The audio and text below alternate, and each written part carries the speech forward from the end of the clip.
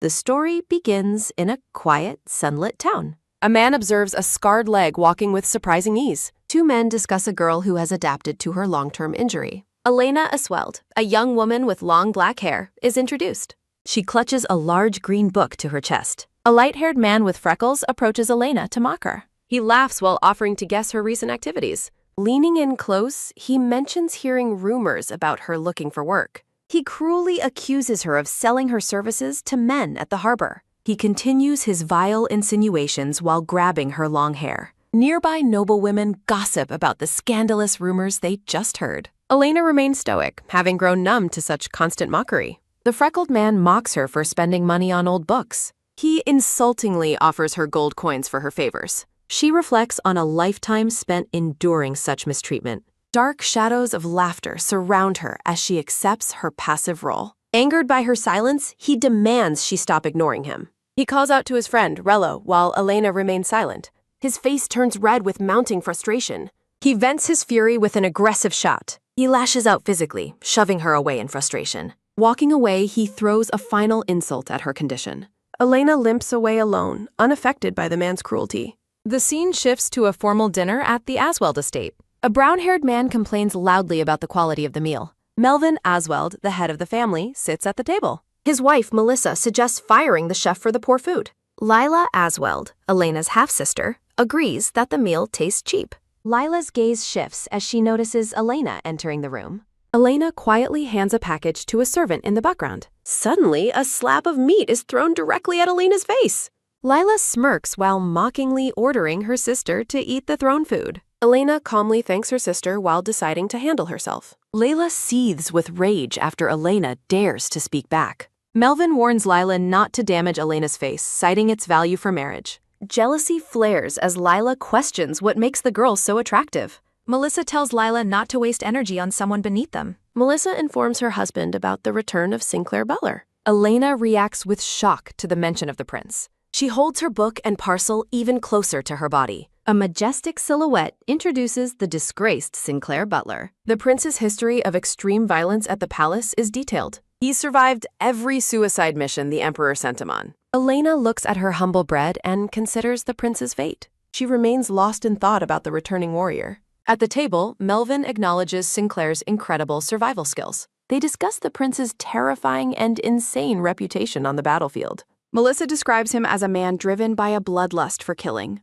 Melvin questions why the return of such a man is significant. Rumors of a secret deal between Sinclair and the emperor persist. The family dines in tense silence. Lila wonders if Sinclair Butler has demanded his previous position as the crown prince. Melissa dismisses the possibility of Sinclair returning to power regardless of his military victories. Elena limps past the dining room. She sits alone in her room.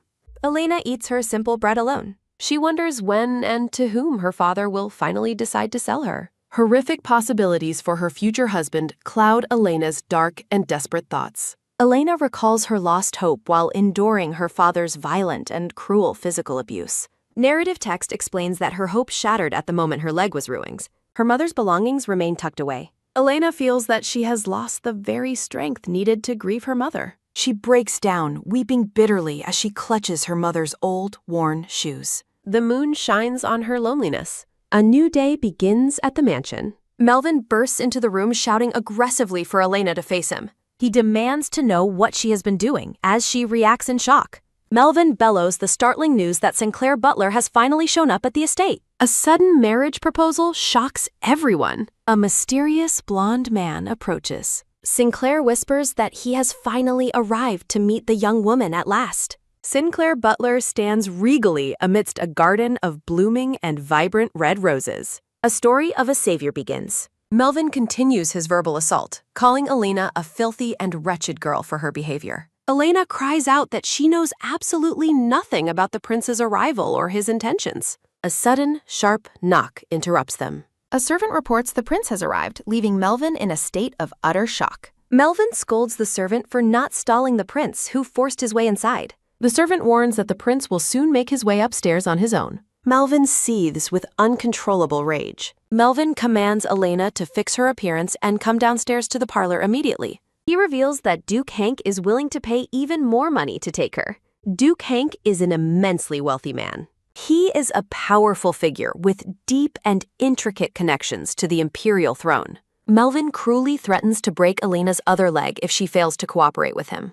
The door slams as he leaves. Elena questions if Sinclair Butler has truly gone mad like the terrifying rumors suggest. She wonders why a high-ranking royal warrior would propose to a lowborn person like her. Elena sits alone in the darkness. She laments her low social status as the daughter of a low-born concubine. Elena decides she must at least face the man known as a deranged killer. She walks toward the meeting, hoping that the rumors might be slightly exaggerated truths. She slowly opens the heavy door. Elena looks down at her visitor. She observes that his golden hair gleams brightly in the warm and natural sunlight. Sinclair's unyielding golden eyes create a suffocating presence that feels dangerously and physically overwhelming. A beastly tiger looms in spirit. Elena feels caught in a beast's jaws under his cold, intense, and warmthless gaze. Sinclair calls her name just as Elena's foot slips, causing her to fall forward. Sinclair catches Elena in a firm, protective embrace among a shower of falling rose petals. Sinclair catches Elena in a firm, protective embrace as red rose petals fall around him. Held tightly in his arms, Elena wonders if the prince truly just caught her. Sinclair looks down with a calm, piercing gaze as he reaches toward her. Turning to her father, Sinclair commands Melvin Aswell to take his family and leave them alone immediately. Melvin stammers that he is Elena's father, but Sinclair coldly dismisses him as a bigger fool than he imagined. With an aura of absolute authority, Sinclair orders the family to get lost right now. Startled by his cold fury, the family members scramble and flee the parlor in haste. Silence descends upon the grand room as the two of them sit together in the quiet. Addressing her by her full name, Sinclair asks if Melvin explained the situation to her. He correctly assumes that the man told her nothing of his intentions. He holds out a shimmering document and tells her to kick it. Sinclair explains that the Emperor promised to grant him any wish if he was victorious in the war. Startled, she listens as he reveals his marriage proposal carries the weight of an imperial command. Sinclair states his wish was to marry the Asweld family's outcast, Elena, noting that rejection is not a wise option. A confident, knowing smile plays across his lips as he watches her reaction. Elena remains silent, clutching the document while processing the gravity of his proposal. Her gaze drifts down to her feet as she reflects on the state of her injured ankle. Looking at the tea on the table, she questions what benefit a crown prince could possibly gain from marrying her. Sinclair asks if that is truly the concern she should be focusing on right now. He reveals that her father intended to sell her as a concubine to Duke Henk for a few coins. Sinclair points out she would inherit nothing from the Duke and asks if she finds such news appealing. She firmly clarifies that such a life was never her preference. He leans back and asks if she was planning to run away instead. Sinclair points out that fleeing would be impossible given the condition of her legs. Looking at her directly, he asks if the problem is simply that she does not like him. Elena admits that his proposal is not a bad one compared to her alternatives. She looks at him steadily, needing to know if this marriage is a death trap or a refuge. Sinclair responds with a subtle, intriguing smirk. He promises it won't be her death and vows that no harm will come to her while she is his wife. She falls into a contemplative silence once again. Looking at her hands, she wonders why she was the one chosen for this role. Sinclair explains that when he becomes emperor, his wife will have to leave their nation, Edenbell. The prospect of leaving her home leaves Elena completely stunned. Sinclair asks how much she knows about him, to which she replies she only knows as much as everyone else does. The two sit in a tense and heavy silence within the grand room. A dark screen carries his admission of killing a concubine and losing the emperor's favor. Narrated visuals show the emperor crowning Hister while Sinclair watches, knowing Hister is poised to be the next emperor. Amidst the darkness, he declares he has no intention of watching the succession happen without acting. Elena realizes that the prince has not given up on claiming the throne for himself. He explains the emperor's plan to marry him to someone who would spy on his every move. A visual metaphor shows Sinclair being manipulated like a puppet on glowing red strings. Elena stands alone, a solitary figure against a vast, glowing white background. A black chess queen stands over a fallen white piece in the darkness. Sinclair notes that a rebellion requires a wife from a suitable family to mitigate opposition. Elena finds his tactical reasoning sound and logical. She reflects on how commoners and powerful factions would resist his rise through rebellion. Narrated text explains that Sinclair is looking for the best possible choice for his plan. He views her as the perfect candidate, a daughter of a count who can be discarded whenever he chooses. This arrangement allows him to escape the emperor's constant surveillance and restraint. Sinclair concludes by stating that their contract will last for exactly 1 year. The blonde prince promises that once their arrangement ends, he will provide her with enough wealth to live in luxury for the rest of her life. Looking at Sinclair Butler, Elena Asweld asks if he is worried she might reveal their secret and wonders why he is being so honest with her. Sinclair admits he never considered she would tell anyone, while Elena reacts with a confused and startled exclamation. Sinclair notes he didn't think she would be foolish enough to let such an opportunity slip away, leading Elena to observe that he speaks as if he already knows everything about her. A soft swoosh sounds as the two share a moment of intense, silent eye contact. Turning away with a quick motion, the blonde prince tells her he will give her some time to think if she needs it. He stands up suddenly and warns her that he is not a patient man, so her time to decide will be brief. A soft flutter sounds as Sinclair slides a document toward her, telling her to take the marriage contract with her. His footsteps echo as he walks away, leaving Elena sitting alone as she admits she still doesn't understand his motives. Elena reflects that even if her family treats her poorly, there must be other noble ladies in more miserable positions than her own. Sinclair suddenly flinches and stops in his tracks. Turning with a swift spin, Sinclair tells her he chose her because no other noble lady is as much of a walking corpse as she is.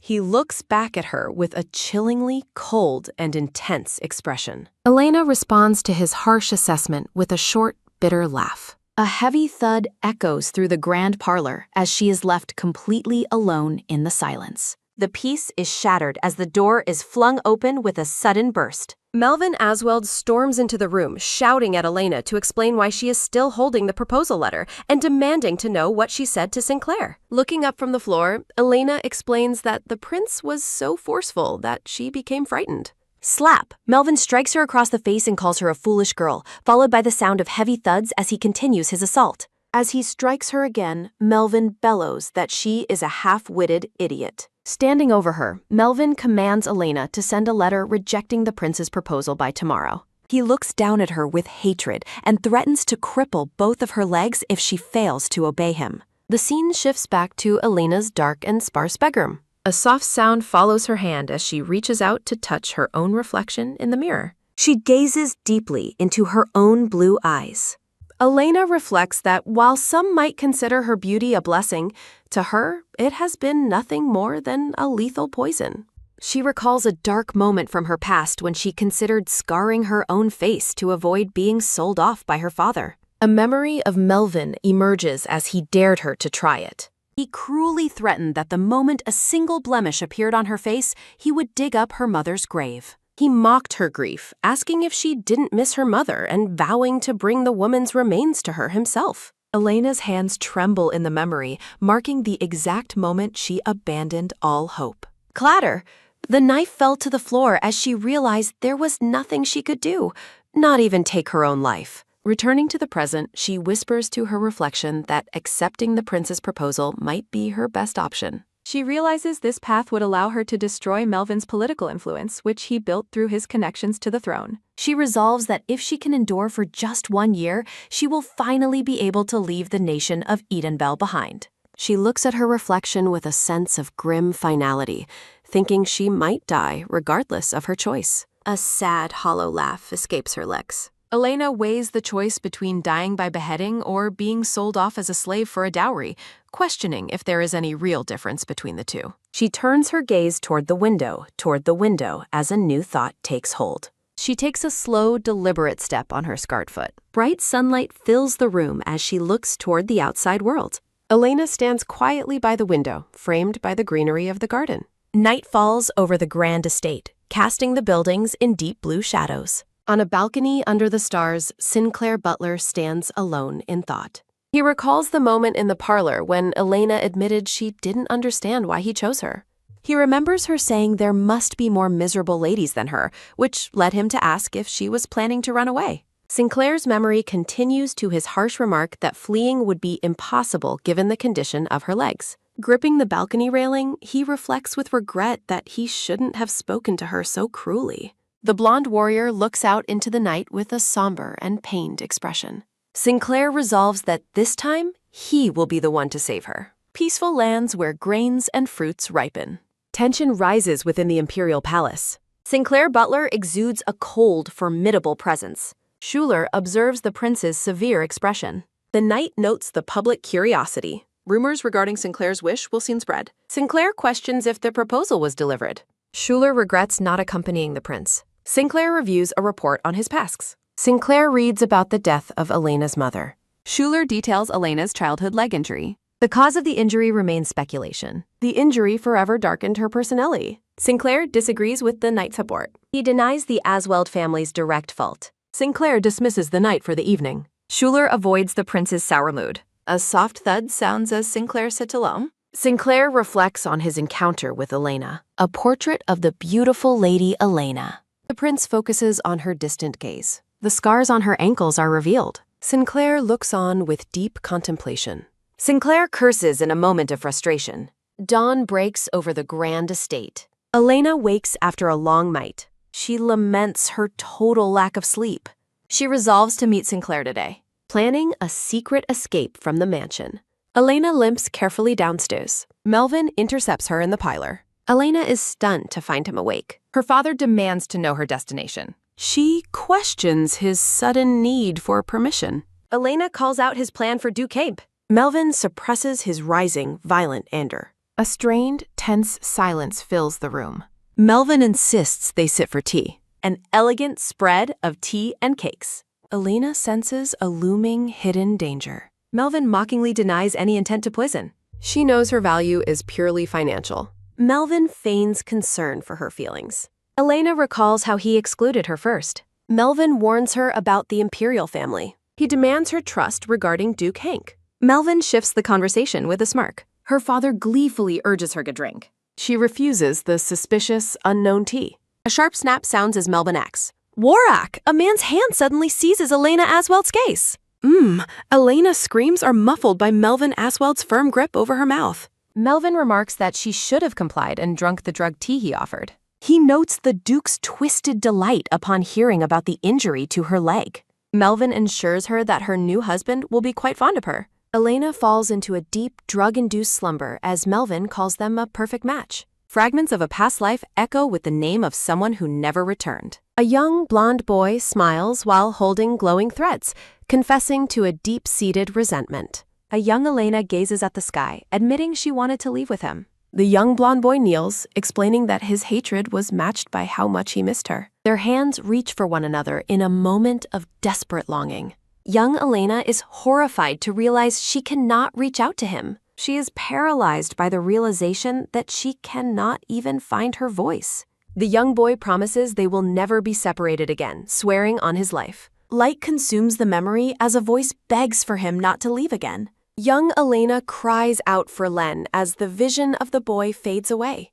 Elena wakes suddenly, noting how vivid and real her childhood dream felt. She looks around the unfamiliar enclosed space with growing confusion. She realizes with a start that she is trapped inside a moving carriage. Elena stands, realizing she has been dressed in a revealing black evening gown. She curses Melvin for forcing her into such a cheap and degrading outfit.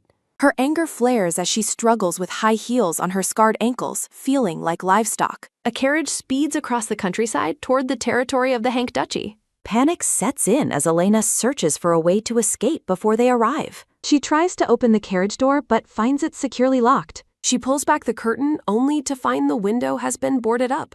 She rattles the handle, hoping the door might eventually give way. A sudden dry cough from outside confirms someone is guarding her from the other side. She remembers that there is a coachman steering the vehicle. Elena calls out to the man outside, begging for a moment to rest. The coachman refuses, citing the Count's orders to keep the door sealed until they arrive. He laughs cruelly, telling her the Duke will deal with her once they reach the mansion. Despair washes over her as she realizes even the servants are complicit in her father's cruelty. A memory of the young boy surfaces, promising to protect her from harm. The boy's bright, happy face shines in her mind during her darkest moment. She wonders why she is thinking of Len when she is completely alone and defenseless.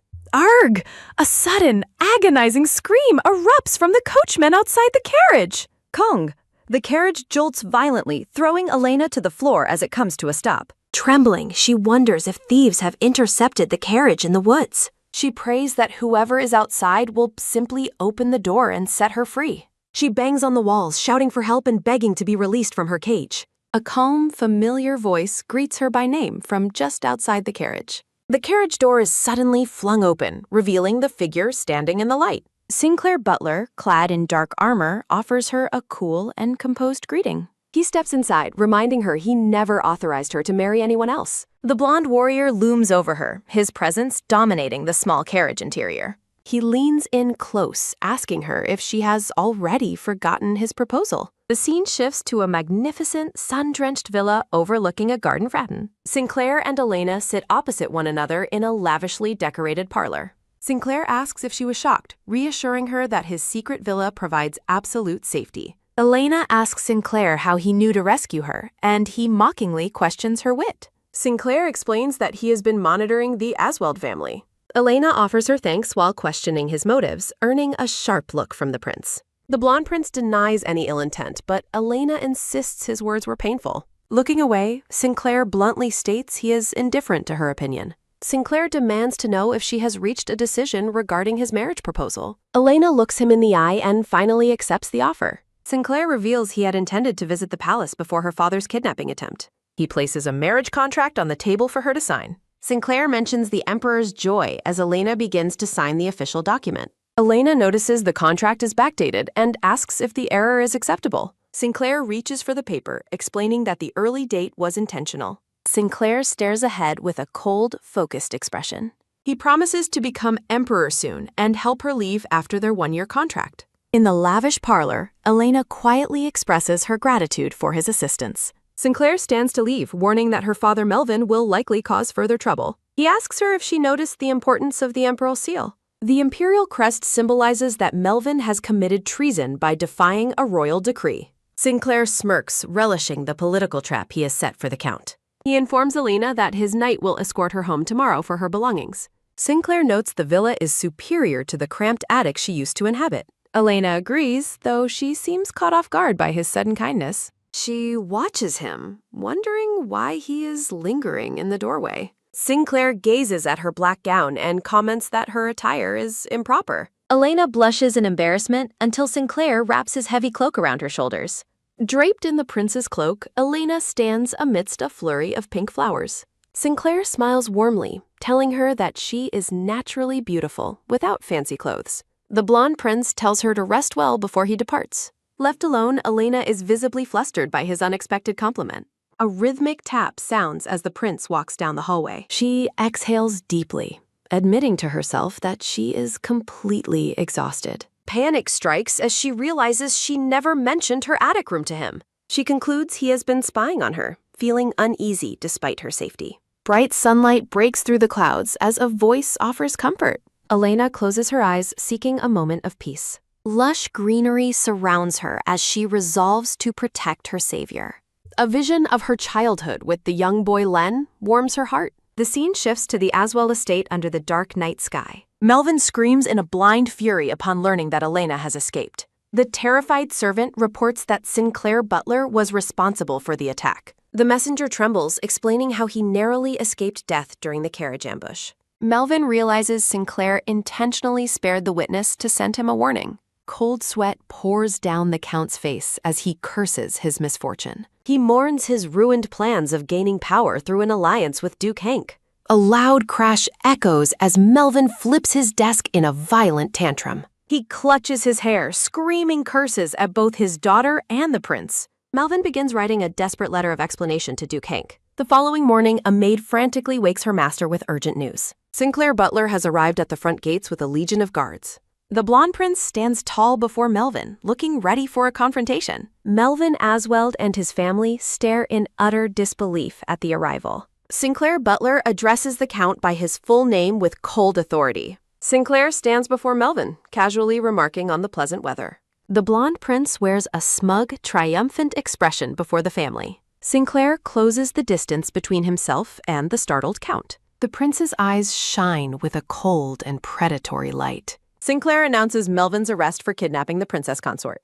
Sinclair produces a marriage contract bearing the official imperial seal. Melvin realizes the document state completely exposes his recent lies. Melvin internally panics, realizing Sinclair had planned this trap from the start. Sinclair gives the Count a cold and final dismissal. Sinclair explains that the marriage was legally binding since his first visit. Melvin trembles with fear as his political world begins collapsing. The Count desperately tries to argue that the contract's evidence is weak. Sinclair laughs heartily at Melvin's desperate and pathetic excuses. Sinclair mockingly asks the Count to repeat his logic about the evidence. Sinclair offers to bring out a witness to confirm the family's crimes. Elena Asweld steps out of the carriage, stunning her family into silence. Melvin can hardly believe his eyes as his daughter appears as a witness. Elena confirms the specific date the marriage contract was signed. A blonde knight corroborates that he personally verified the palace seals. The knight finds Melvin's claims of total ignorance highly suspicious. Melvin erupts in rage, calling his daughter a liar and a slanderer. Melvin points to Melissa and Lila as his own witnesses. Elena observes her family and calmly notes they are all suspects. Elena explains that Edenbell law forbids criminal suspects from testifying. Melvin shakes with a violent and impotent fury at his daughter. Sinclair offers the family a grim choice between two forms of execution. Sinclair remarks that Melvin's tastes are dark and repulsive to him. The prince wonders if Melvin finds personal pleasure in being strangled. Sinclair laughs, suggesting he could help satisfy that morbid curiosity. Lila demands to know why Elena's words are being believed. Lila screams that Elena lacks the education to speak on such matters. Lila cruelly brings up Elena's past leg injuries to mock her status. Lila mistakenly believes Sinclair agrees with her father's cruel reasoning. Sinclair decides to arrange a carriage to Grand Duke Hank's estate. Sinclair mentions finding the perfect, vulgar bride to suit the Duke's conditions. Sinclair reveals that Lila Asweld will be the one sent away. Sinclair decides that eternal suffering is a better punishment than execution. Sinclair seizes Melvin by the collar in a sudden and violent grip. Sinclair declares Lila will become the Duke's 7th concubine. Melissa falls to her knees and begs for mercy for her daughter. Melissa wails in despair, refusing to let her daughter be taken. Sinclair stares down at the weeping family with total indifference. Melissa is paralyzed by terror and uncontrollable crying. Melissa crawls toward Elena, begging her for forgiveness and help. Melissa desperately asks if they have caused Elena too much trouble. Kyang! A sharp sound rings out as Sinclair handles the Count.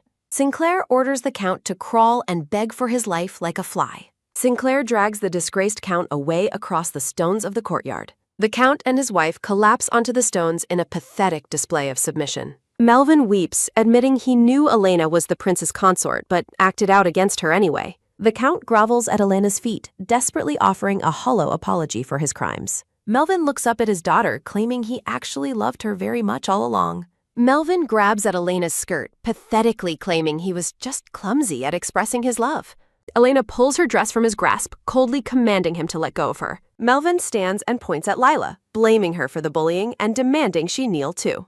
The Count forces Lila to the ground, ordering her to apologize to the sister she tormented. Melvin rips the necklace from Lila's neck, claiming her greed stole it from its rightful owner, Elena. Melvin holds the jewel out with a desperate, shaky smile, urging Elena to accept it quickly. Elena looks at the jewelry, reflecting that a person's true essence cannot be hidden by luxury. Elena casts the jewels aside, telling her father he is too insignificant to ever truly hurt her. Looking down with cold disdain, Elena tells her father she truly pities his disgusting nature.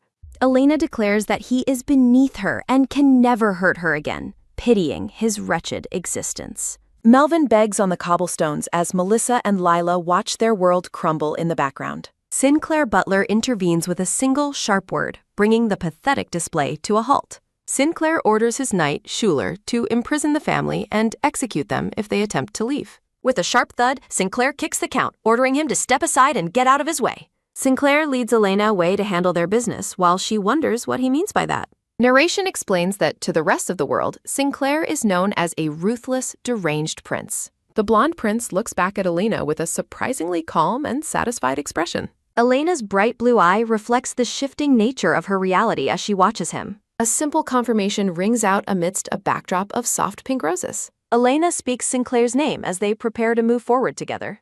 Clasping hands, Sinclair and Elena stand surrounded by flowers, signaling a new chapter in their lives. Elena reflects on how she finally began to match her own steps with his.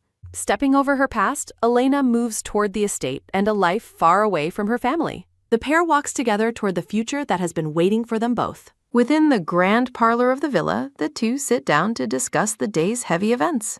Elena closes her eyes for a moment, admitting she is completely exhausted by everything that happened. A simple thought summarizes the weight of the day's life-changing confrontations. Memory panels reflect Elena's internal flood of anger, disbelief, satisfaction, and a strange sense of emptiness. Sinclair tells Elena she only needs to say the word if she ever wants her family executed. Sinclair notes that living on after losing everything is likely a much worse hell for them. A final realization hits that their own insatiable greed has guaranteed their ultimate misery. Elena notes that Melvin's plan to align with the Emperor has been utterly devastated by her marriage. Elena points out Sinclair's poor relationship with the Emperor, and he remarks on her fearless boldness. Sinclair finds Elena's honesty amusing, preferring it to the usual tiptoeing people do around him. The blonde prince leans back with a smirk, seemingly enjoying the conversation with his new wife. Sinclair explains that his earlier behavior was merely a calculated move to deceive the others. He insists they must maintain the appearance of a couple until it becomes second nature to them. Elena looks at him with a startled expression, caught off guard by his commitment to the ruse.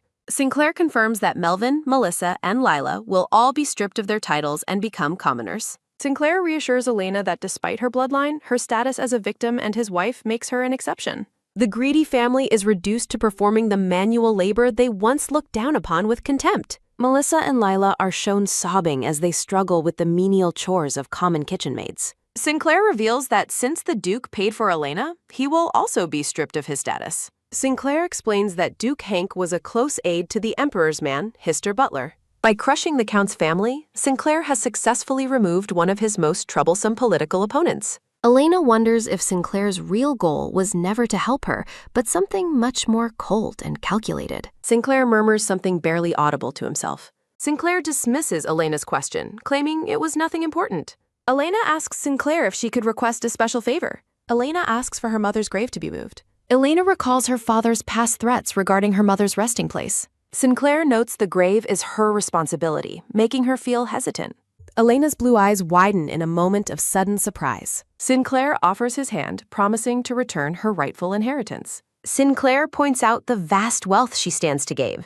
Sinclair mockingly remarks on Melvin's desperate hoarding of gold and jewels. Elena finds herself laughing out loud at the ironic situation. Sinclair notes her charming laugh, making her blush in embarrassment. Sinclair tells her she should try to smile more often. Sinclair wonders about the small suitcase she retrieved from the Ig. Elena prepares to show the contents she values above gold. She reveals worn baby clothes and her mother's old shoes. The suitcase also holds a tattered diary and old books. Elena pulls out a small box, piquing Sinclair's sudden curiosity. A soft click sounds as she carefully opens the tiny case. Sinclair's expression turns serious as he gazes at the item. A simple, glowing ring rests inside the small jewelry box. Elena admits the modest ring never really suited her style. Sinclair questions if she kept it only for its monetary value. Elena confesses she was once very foolish and deeply naive. A young boy from her past promises to always recognize her. The children share a secret promise under a bright golden light. Elena realizes she knows almost nothing about the boy named Len. An awkward silence settles between the two in the grand room. Sinclair asks why she has suddenly become so quiet and distant. Elena asks for the exact date of their upcoming wedding. Sinclair schedules the ceremony for next week and prepares for departure. A beautiful, tiered blue gown is presented for her final selection. Sinclair describes the palace that will soon become her new home. He reassures her that she can stay within the palace walls. Elena clarifies that she will be his wife, regardless of contract. Sinclair coldly asks what that fact is supposed to change. Elena declares her full commitment to fulfilling her royal duties. Elena decides to use her new status to gather political intelligence. Sinclair promises her complete freedom and wealth after 1 year. Sinclair's gaze lingers on her as he begins another thought. Sinclair looks away, appearing deeply conflicted by her sudden determination. Sinclair wonders why she insists on helping him after everything. Elena acknowledges that P has helped her achieve her vengeance. Elena knows his motives were political, but she remains grateful. Elena feels a genuine desire to repay his unexpected kindness. Sinclair tells her to simply focus on being his royal consort. Sinclair stands to leave, intending to meet with the Emperor. Sinclair stops to ask if her leg can ever truly heal. Elena confirms that all doctors have said there is no hope. Sinclair looks back at her with a silent and thoughtful expression. Sinclair asks if she is worried about him. The horse stands in the courtyard. Sinclair reflects on her desire to repay his kindness. Sinclair considers that he is the one in her debt. A warning not to risk her life again. Sinclair looks toward the lit libus. Moonlight illuminates the silent palace grounds. A maid is startled by the prince's sudden arrival. A firm hand grips the latch to Bahal. A guard asks if his visit was officially announced. Sinclair seethes with a cold, terrifying purple energy. A sharp gasp escapes the guard under his presser. The guard quickly retreats to let the prince pass. Sinclair strides into the throne hall. Sinclair offers a formal greeting to the aging emperor. Sinclair announces his plan to marry Elena Eswelt. The emperor finds the arrangement acceptable and permits it. The emperor questions the fate of the remaining family. Sinclair refuses to accept any gratitude for his actions. Enraged, the emperor claims the prince overstepped his bounds. Sinclair questions his father about his long-held dream. Sinclair reminds the emperor of his desire for authority. Memory panels reflect the noble's disdain for the emperor. Narration describes the emperor buying the noble's loyalty. Sinclair asserts the power of his own royal blood. Sinclair details the kidnapping and sale of his bride. Sinclair explains how the attack insulted the entire monarchy. Sinclair warns that the crown prince's wife could be next. The emperor demands to know if this is a threat. Sinclair wears a sharp, knowing smirk. Sinclair claims his actions protect his father and brother. The emperor trembles with rage at the prince's insolence. The emperor realizes how skillfully the prince has outmaneuvered him. Sinclair looks on with calm satisfaction. The emperor admits reinstating the titles is now impossible. Sinclair mockingly urges the unwell emperor to get rest. Sinclair turns to make a vexit. The emperor believes nothing will change despite these schemes. An analogy warns against reckless prey charging without care. Sinclair stands tall before the Frem. Sinclair suggests that even hunters can be killed by animals. A spectral lion lunges at the emperor's throne. Sinclair takes his leave with a hollow, respectful gesture. Sinclair walks through the dark palace. Sinclair vows to stop the old man's nonsense permanently. A mysterious voice addresses Sinclair from the Shans. Footsteps approach as the stranger notes Sinclair's mood. The blonde crown prince Hister Butler greets his brother. Hister offers sarcastic congratulations on the prince's marriage. Hister insults the bride's status and physical condition. Hister tells Sinclair that he looked into the woman and realized he already knew her. Hister reveals that Sinclair met Elena in secret long ago while hiding his royal status. A grim narration states that Sinclair is the reason Elena lost her leg. Hister asks Sinclair if Elena is aware of the truth behind her injury. Hister finds it astonishing that Sinclair chose to marry her despite their history. Hister mockingly suggests that Sinclair is a romantic for choosing his first love. Sinclair retorts that Hister is vulgar for using such words while pretending to be virtuous. Sinclair notes words reflect the speaker's nature, while Hister mocks that he merely imitates his brother. The tense atmosphere is broken by a sudden, heavy step sounding as Sinclair moves. Sinclair calls Hister a pathetic brat and tells him to stop lurking in the shadows. Sinclair insults Hister by comparing his cowardly behavior to that of his mother. Sinclair asks Hister if he remembers the grim details of how his mother died. Sinclair roughly grabs Hister's collar and demands that he watch his mouth.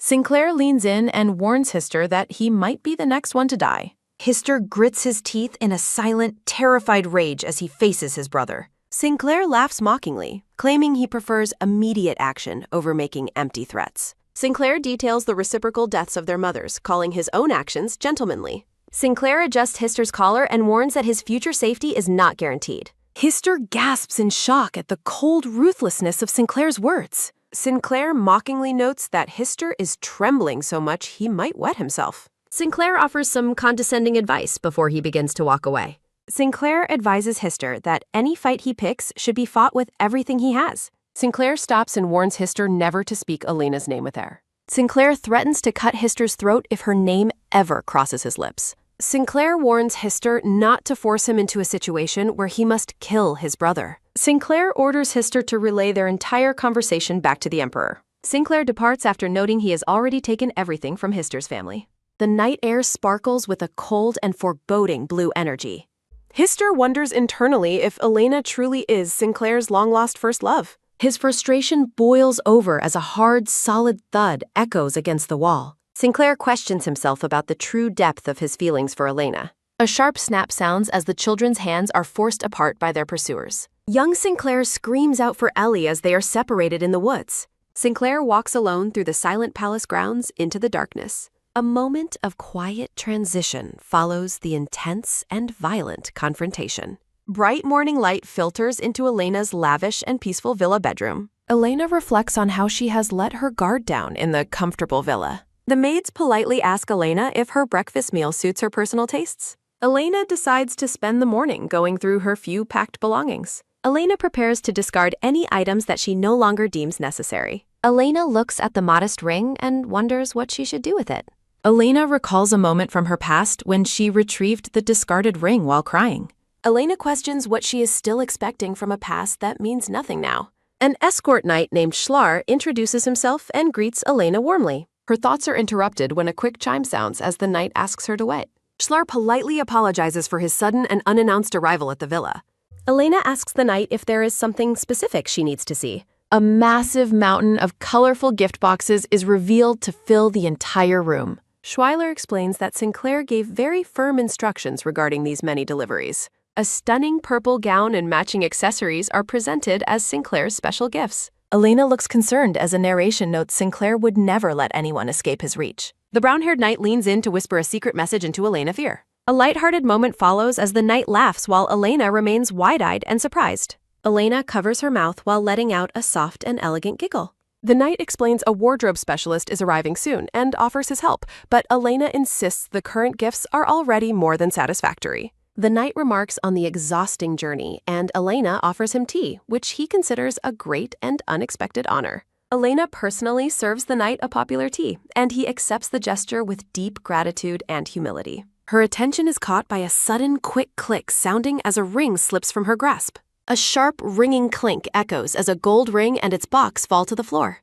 The knight watches with a start as the small ring rolls across the marble. After retrieving the jewelry, the knight admires the beautiful ring while Elena confirms its significance. The knight asks about the ring's origin, and Elena explains it was a long-ago gift with an unknown history. The knight asks if the giver kept the details secret, and Elena explains she couldn't match the inner seal to any family in Edenbell. The knight rests a hand on his chin, looking deeply thoughtful and concerned.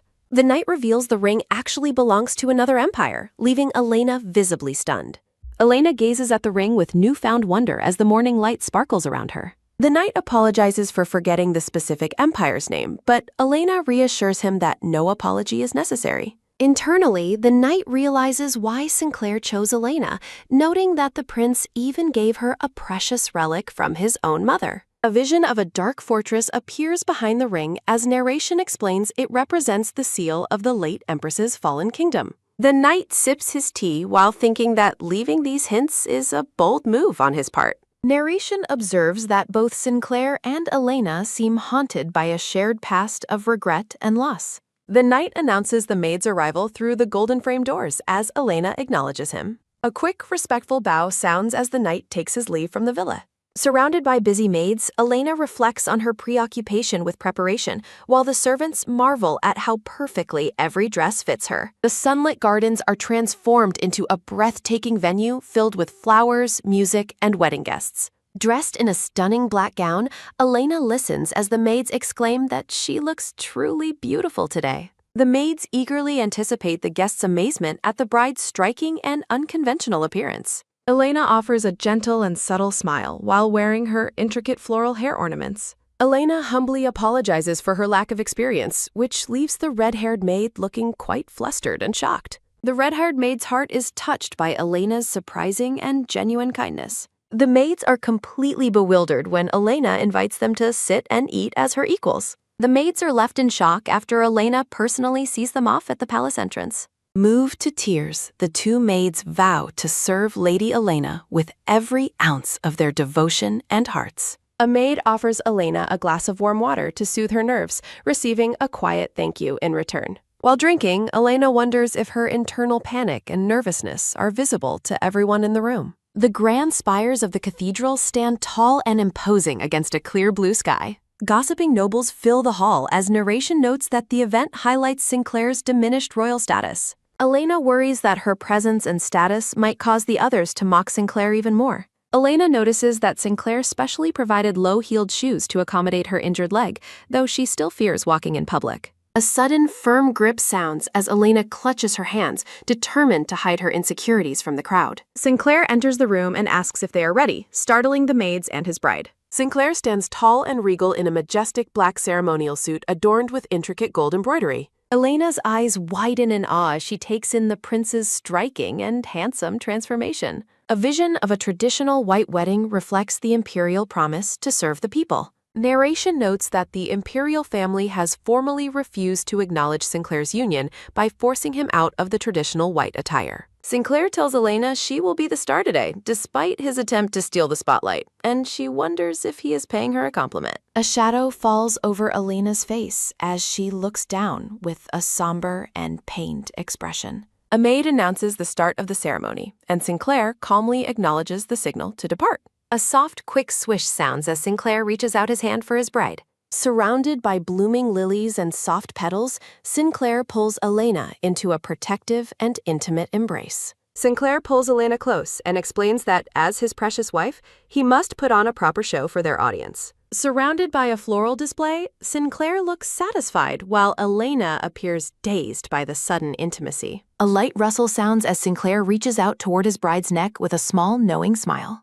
Low murmurs ripple through the crowd of gossiping nobles as the wedding ceremony begins in the sunlit garden. Defying tradition, Sinclair carries Elena in his arms through the stunned guests, determined to make a grand entrance. Elena looks up at her husband in wide-eyed shock as he confidently strides forward with her in his embrace. Sinclair notes that they are the center of attention, while Elena reflects that this situation is entirely out of her control. Sinclair leans in close, reminding Elena that the onlookers' eyes are watching their every move today. Elena realizes Sinclair isn't just seeking attention. He carried her because he knew she felt self-conscious about her injury. Amused, Elena thinks there are worse things than being seen with such a handsome man, though Sinclair questions her choice of words. Elena explains that beautiful is a far greater compliment than dashing, sparking a lighthearted moment between the couple. Amidst a golden field of flowers, Sinclair tells Elena he isn't foolish enough to misunderstand the weight of her compliment.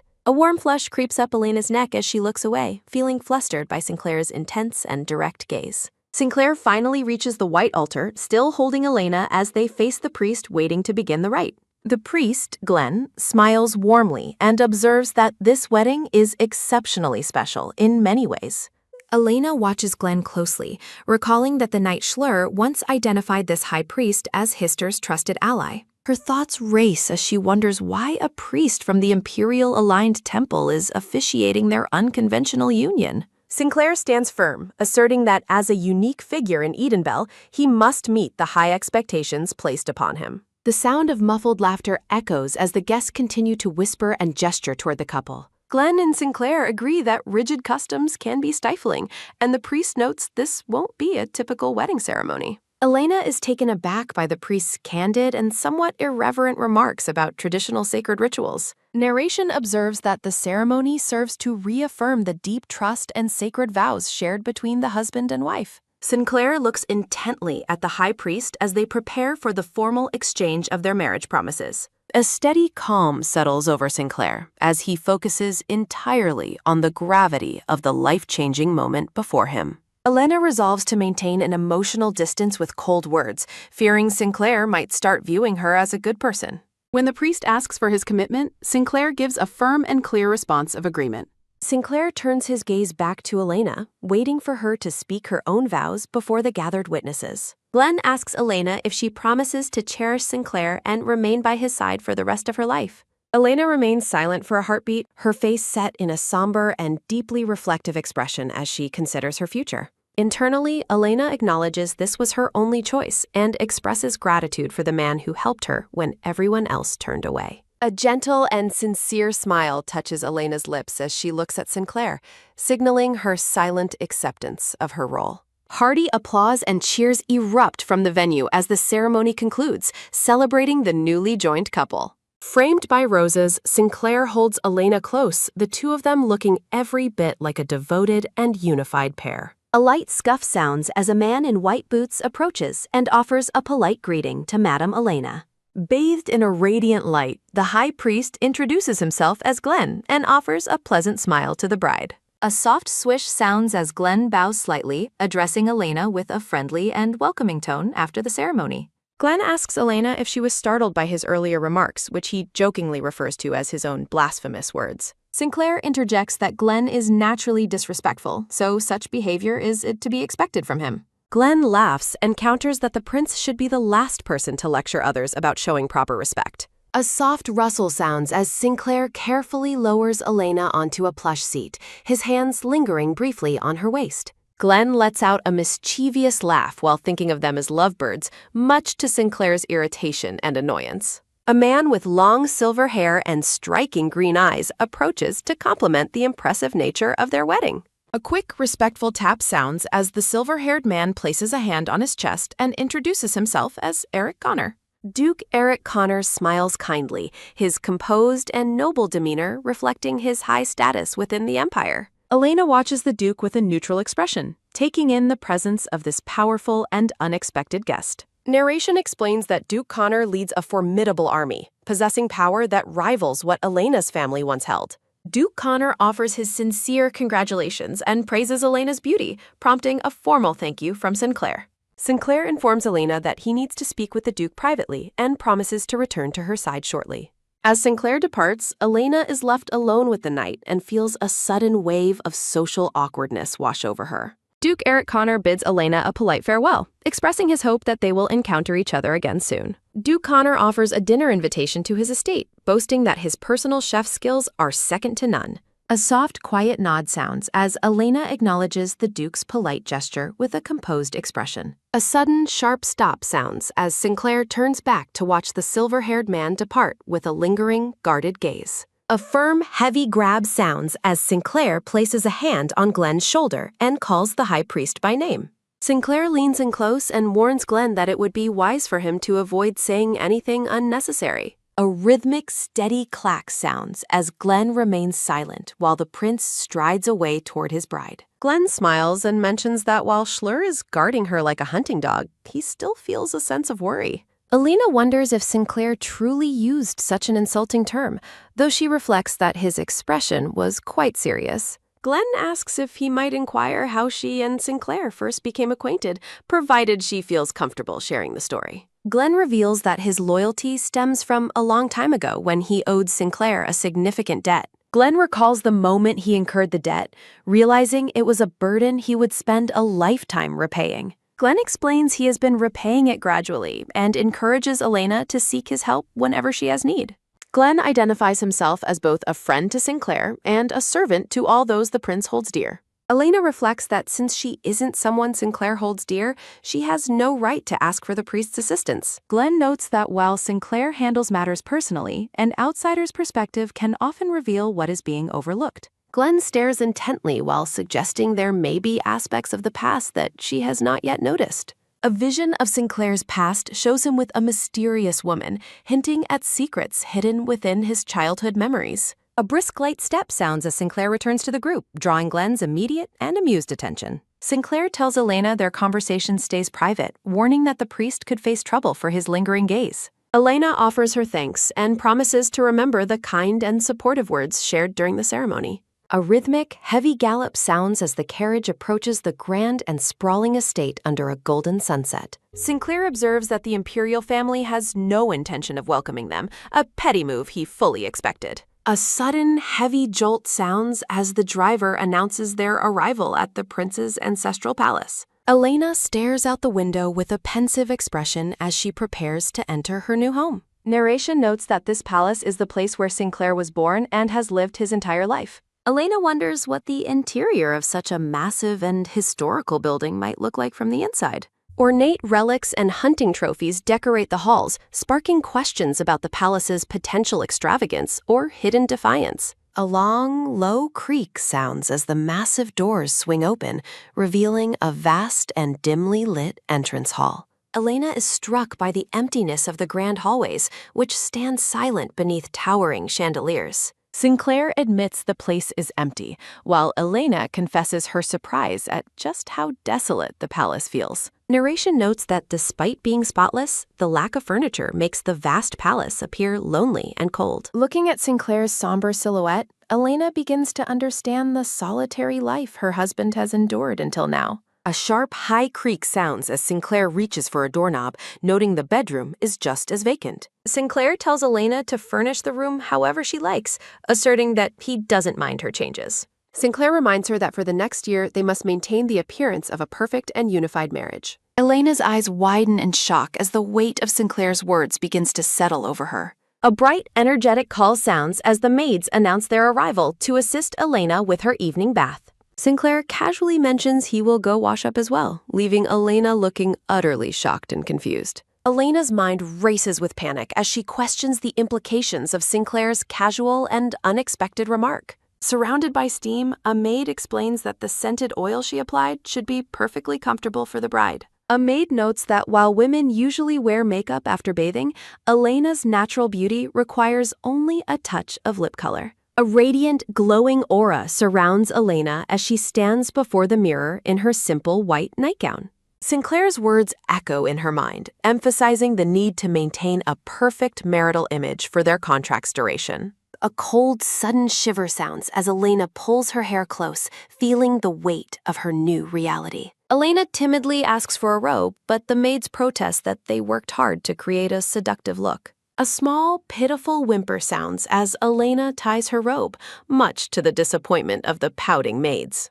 A soft, rhythmic click sounds as Elena hesitates at the door, having spent 20 minutes adjusting her clothes in nervous anticipation. A sudden, light thud sounds as Sinclair opens the door and jokingly asks if she was lost on the way to the temple. A soft, quick scuff sounds as Elena asks how he knew she was there, and Sinclair replies he could hear her the entire time.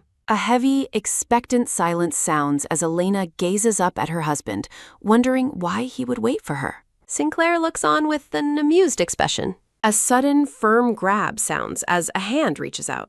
Sinclair pulls Elena into a close embrace, prompting her to stammer out his name in shock. Elena urgently asks Sinclair to wait for a moment. Sinclair looks down at his bride, remarking that she is quite difficult to deal with. Sinclair leans over Elena, stating he knows what she's thinking, but has no intention of following through.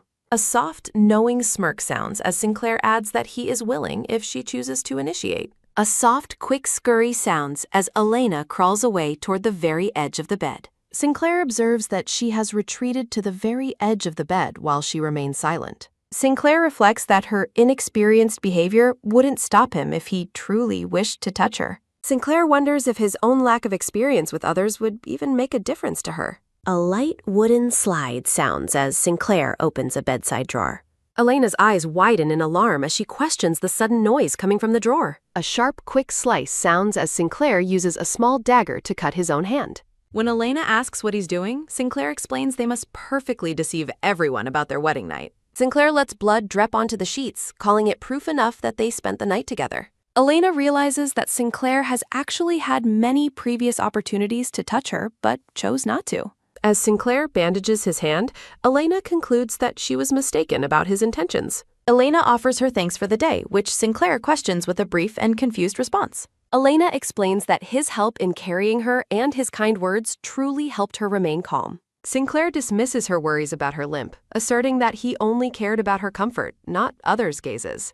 Elena admits her only fear was him becoming a laughingstock for marrying a crippled halfwit and expresses her relief. Elena vows to never forget today's gratitude, even though their paths will diverge in a year's time. A long, tired sigh sounds as Sinclair lies down and closes his eyes in exhaustion. A vision of young Elena appears as she thinks that she doesn't deserve such kindness from him. Elena asks why Sinclair is staring at the wall, wishing they could talk face to face now that things are clear. Sinclair requests that she doesn't ask further, attributing his behavior to a private and natural physiological reaction. When Sinclair offers to explain why he is acting this way, Elena quickly declines the personal information. A soft, steady breathing sounds as the couple eventually falls asleep in the quiet, grand bedroom. In a flashback, young Sinclair confesses that he likes Elena more than anything in the entire world.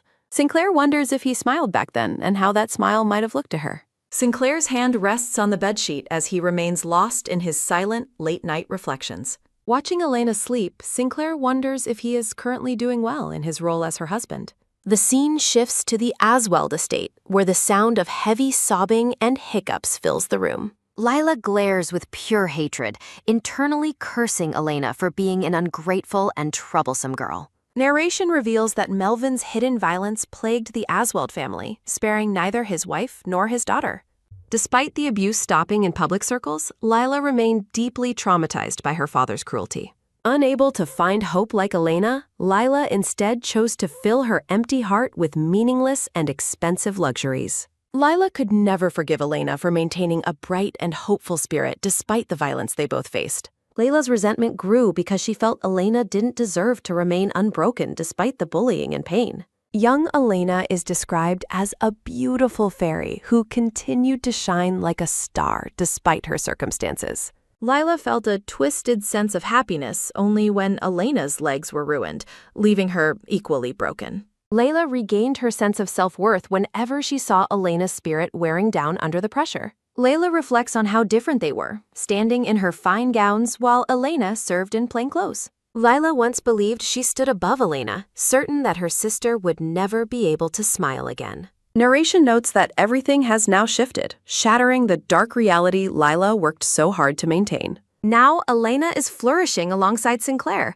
who supports her with a deep and unwavering sense of loyalty. A heavy, wet splash sounds as Layla's influence and status fall to their lowest and most pathetic depths. Lila mutters a murderous vow, promising to kill both Sinclair and Elena with her own hands. Melvin trembles in panic at the thought of being sold off as a lowly commoner at sunrise. A heavy, sudden slam sounds as Melvin Asweld curses Elena and Sinclair for his family's downfall. The Asweld family reacts with shock and terror as they face an unexpected visitor. A cold, sudden shiver sounds as Melvin fears they are about to be sold off prematurely. Observing the family's desperation, Prince Hister finds their display to be disgustingly pathetic. A sharp, quick gasp sounds as Melvin recognizes the prince standing before him. Melvin nervously confirms his identity while wondering why the prince has come to see him. Prince Hister mentions his dislike for getting involved in dangerous affairs. He reflects on his brother's view of him as a coward hiding in the shadows. A quick, nervous gulp sounds as Melvin admits he doesn't understand the prince's point. Hister questions why he should risk himself for no reason while standing before the silent Melvin. A soft, inviting tap sounds as Hister smirks and offers to include Melvin in a game. Lila frantically begs her father to accept the prince's offer to destroy their enemies. A soft, heavy thud sounds as Melvin drops to his knees, offering his complete service to Hister. A slow, rhythmic scuff sounds as Melvin crawls toward the prince, considering this his greatest luck. The prince looks down with a mocking and triumphant expression. Hister officially welcomes Melvin to his scheme as the man grovels at his feet. Back at the palace, Elena sits in silence in her nightgown. Elena wakes up to find Sinclair already gone, regretting that she missed him. A soft, rhythmic rustle sounds as Elena spots the bloodstains Sinclair left on her nightgown. A sudden, sharp gasp sounds as Elena worries about the bloodstain remaining from the previous night. A light, quick knock sounds as the maid calls out and Elena invites her in. When asked about her preference, Elena decides to take a bath before her meal. The maid nervously informs Elena that the Emperor has requested her presence for tea.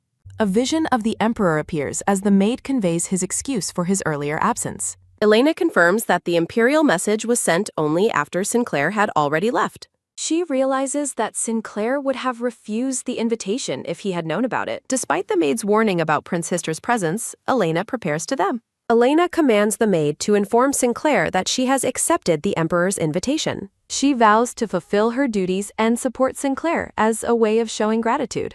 A heavy, expectant silence sounds as Elena steels herself to face the Emperor and Hister. A quick, energetic shuffle sounds as the maid, Judith, agrees to prepare a proper outfit. Narration explains that palace greeting rooms are assigned based on the visitor's social standing.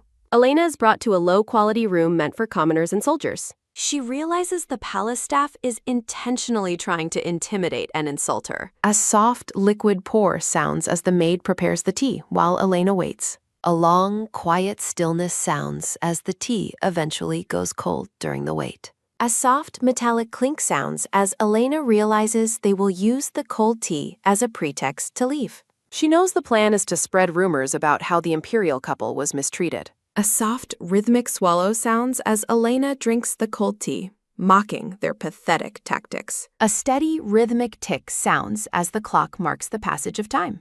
A sudden, heavy stomp sounds as the Emperor enters and demands Elena show proper respect. A soft, rustling bow sounds as Elena greets the Emperor and the Crown Prince. A sharp, rhythmic click sounds as Prince Hister approaches, feigning honor at the meeting. Hister mentions that he has heard rumors about her since they were children. Elena internally dismisses the rumors, knowing they focus on Sinclair's infamy and her disability. Hister adopts a cold expression, calling her rude for failing to use proper titles. A light, airy chuckle sounds as Hister agrees to an informal conversation. A soft, heavy creak sounds as the Emperor sits down and orders the group to begin. The Emperor immediately questions the severity of Elena's limp.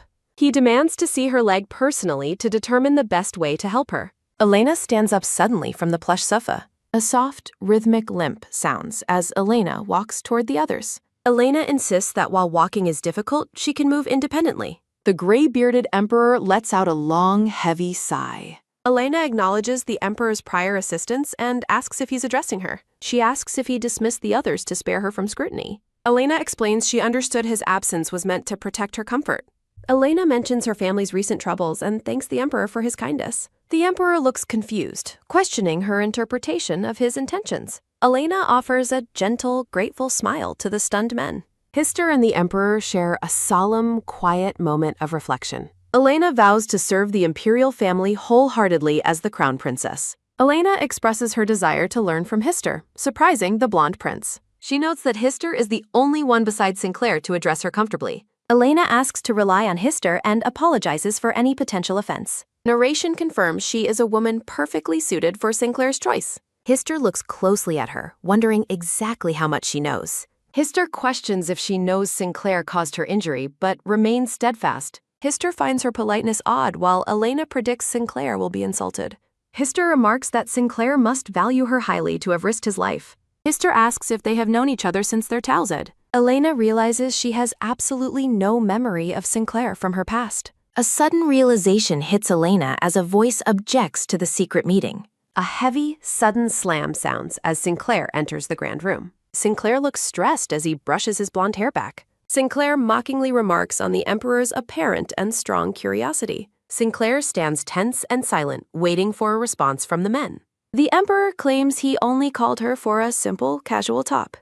The Emperor justifies the meeting as natural for new imperial family members. Sinclair points out the cold tea, mocking their lack of hospitality. A sharp metallic clink sounds as Sinclair mockingly thanks the Emperor. The Emperor demands Sinclair show proper respect and mind his words. Hister smirks at how quickly Sinclair came to protect his wife. Elena remains skeptical of Sinclair's true reasons for appearing so suddenly. Sinclair claims his worry for his wife brought him there immediately. Sinclair fears Elena will be targeted just as his mother once was. Sinclair accuses them of psychological torment before the Emperor shouts his name. The Emperor claims it wasn't his intention and offers a formal apology. A soft, liquid ripple sounds as Sinclair reflects on the Emperor's empty words. Sinclair decides to make a formal public request of the Emperor. Sinclair brings up the subject of the upcoming Imperial Foundation Festival. The Emperor looks visibly shaken as Sinclair watches with a subtle grin. Narration explains the importance of the festival's traditional and holy ritual. Hister asks for clarification on what Sinclair is suggesting with this proposal. Hister recalls that Sinclair used to lead this ritual as Crown Prince. Hister suggests that presiding again would silence rumors of Sinclair's disgrace. Hister argues that the ritual would unify the house and move them forward. Hister asks for Sinclair's opinion while plotting his own internal scheme. Sinclair wonders if Hister is targeting Elena as his greatest weakness. Sinclair senses a dangerous trap hidden within Hister's seemingly perfect offer. Sinclair reflects that he would not have hesitated if he were alone with nothing left to lose. The blonde-haired man notes that everything has changed for him now. Elena gazes at the blonde man with a somber and attentive expression. Sinclair clenches his hand against his leg, fearing that a failed coup would leave even Elena's life in danger. Sinclair informs the other men that he agrees to their terms. Sinclair declares he will take charge of the ritual as it was once his duty, and Prince Hister agrees. Hister says Elena must endure the ceremony too, and while Elena agrees to do her best, a sudden heavy stop sounds as Sinclair interrupts. Elena wonders why Sinclair looks so distressed. A soft, quick tap sounds as Hister mockingly apologizes for forgetting Sinclair's warning about speaking the princess's name. A heavy, sudden slam sounds as Sinclair stands up abruptly, startling Elena. Sinclair announces their immediate departure, warning that staying longer for this reunion between brothers will not end well. Sinclair warns the men to never again scheme behind his back to summon the princess while he is away. Sinclair tells them to send a messenger next time and demands they never serve him lukewarm tea again. Sinclair calls out to Elena, and she responds to him. A soft, rhythmic limp sounds as Elena follows Sinclair out of the room. A steady, heavy stomp sounds as Sinclair walks toward the exit. Sinclair mockingly remarks that the poor seating arrangement is a perfect fit for a brother born to a low-born concubine. Sinclair notes such treatment is natural from those in higher positions, while Hister watches him leave. A soft, rustling bow sounds as Elena politely thanks the Emperor and Hister for the tea invitation.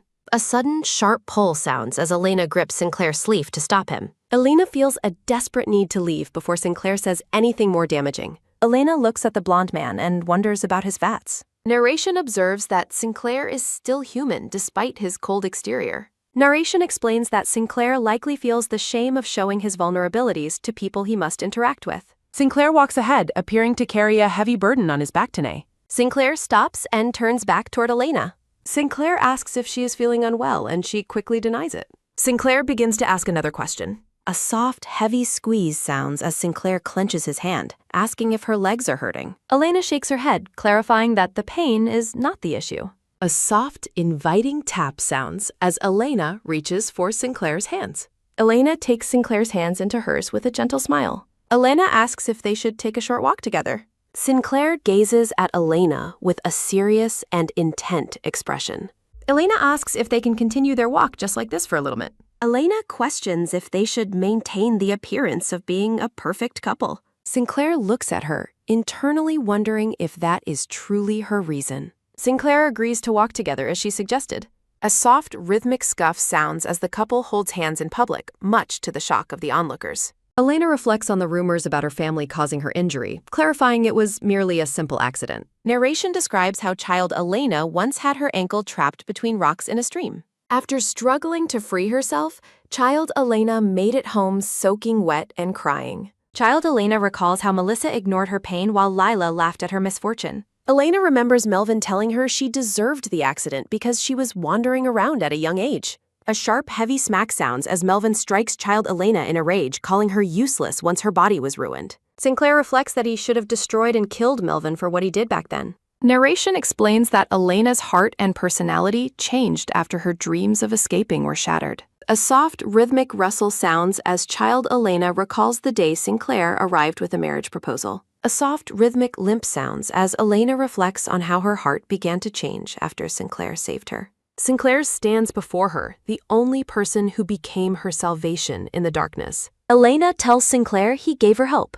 Sinclair internally doubts himself, remembering how he once destroyed the very hope she mentions. While holding hands, Elena notes Sinclair's strength in returning victorious despite the Emperor's attempts on his life. Sinclair secretly reflects that his return was only fueled by a fear of dying alone.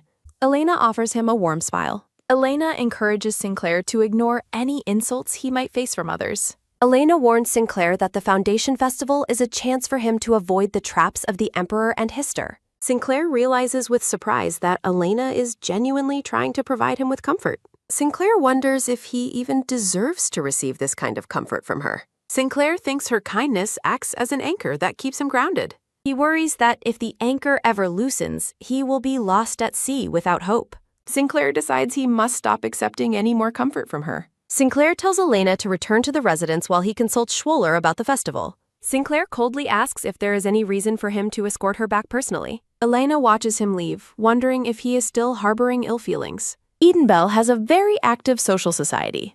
Elena meets with a woman in a glasshouse, expressing joy at her arrival.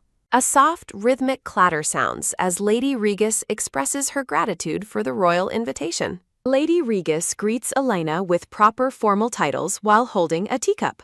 Narration explains Lady Regis inherited a fortune after her elderly husband's sudden death on their wedding night.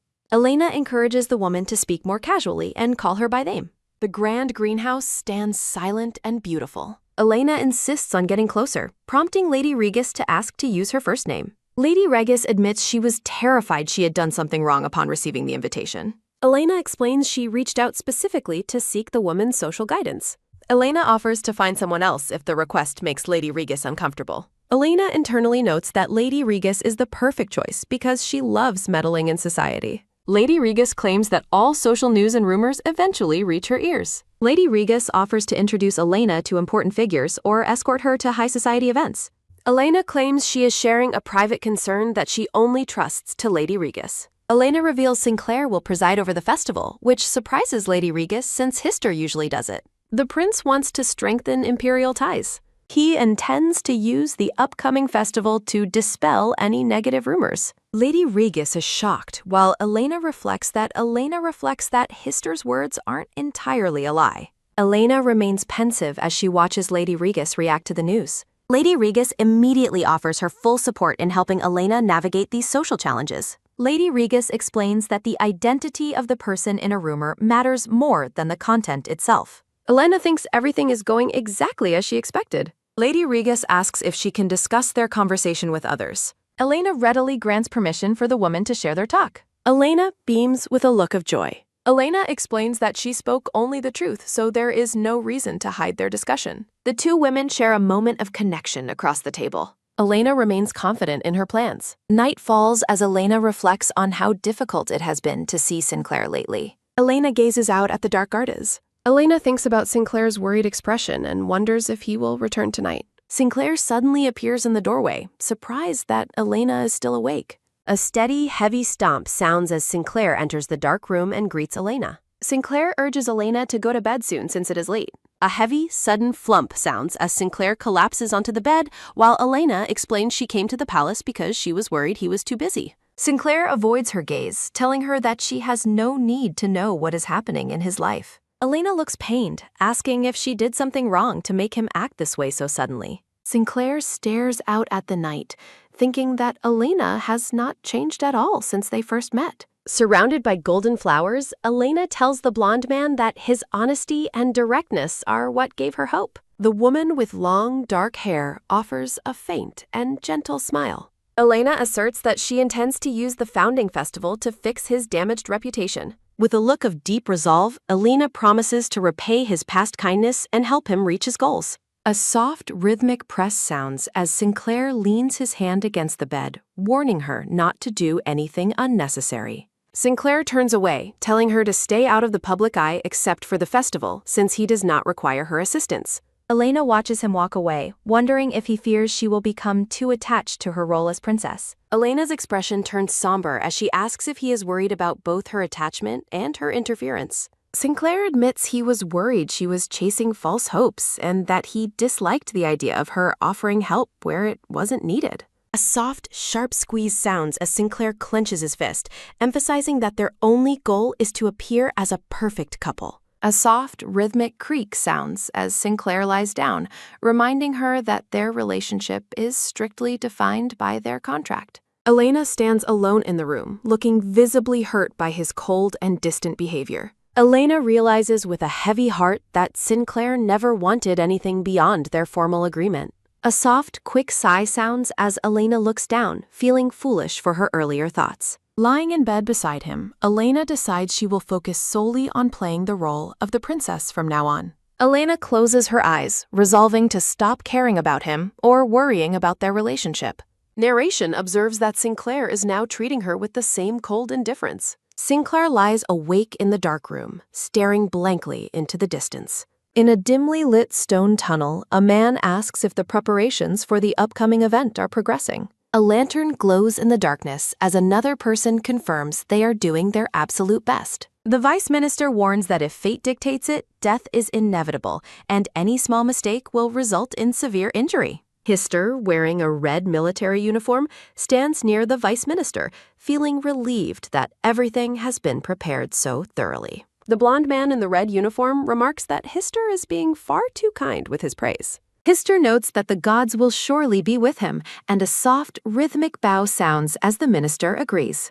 A soft, quick grin sounds as Hister expresses his dark anticipation for what is to come. A steady, heavy stomp sounds as Hister walks alone through the shadows of the corridor. A soft, low mutter sounds as Hister thinks to himself that he doesn't care if Sinclair dies or is crippled by the event. A soft, rhythmic laugh sounds as Hister's shadow stretches across the wall, eager to see how the festival ends. The sun rises over the Grand Palace on the morning of the founding festival. Banners fly as crowds of people gather in the palace courtyards to celebrate. An elderly man describes the traditional distribution of donated goods from the nobility to the citizens. A martial arts tournament is announced for those who served in the war. Narration explains that the final 3 competitors must hunt lions in separate arenas to find the winner. A knight stands ready in the arena to face a large, prowling lion. Wine is poured into a goblet as the announcement for the final ceremony of the festival appears. Elena sits in her room, noting the mandatory events she must attend, including the emperor's speech and the temple ceremony. Elena tells herself that the task should be simple, as long as she remains at Sinclair's side. A steady, heavy stomp sounds as Sinclair enters the room, wearing a black and green ceremonial uniform. A soft, rustling step sounds as Sinclair tells Elena it is time for them to depart. Elena resolves to simply play her part in their performance as a perfect couple. The couple stands together in public, maintaining a flawless and united appearance. Onlookers gossip about the royal relationship and the possibility of Sinclair threatening Hister's claim to the throne. Hister watches Sinclair and Elena from a distance with a sharp and calculating look. A soft, quick smile sounds as Hister masks his true intentions with a friendly facade. Elena looks at the blonde man and wonders how he can laugh while hiding such dark schemes. A soft, heavy clench sounds as Elena grips her dress, trusting that their own preparations will be enough to protect them. Elena finds herself unexpectedly worrying about Sinclair's well-being again. She quickly shakes her head, firmly deciding to stop caring about him. Meanwhile, Sinclair remains remarkably calm as the festival preparations continue. Sitting beside him in the hall, Elena resolves to clear her mind. Large crowds gather at the palace for the start of the prestigious festival. Elena notices a lonely, freckled boy and wonders about his identity. She continues to watch the young boy sitting alone among the nobility.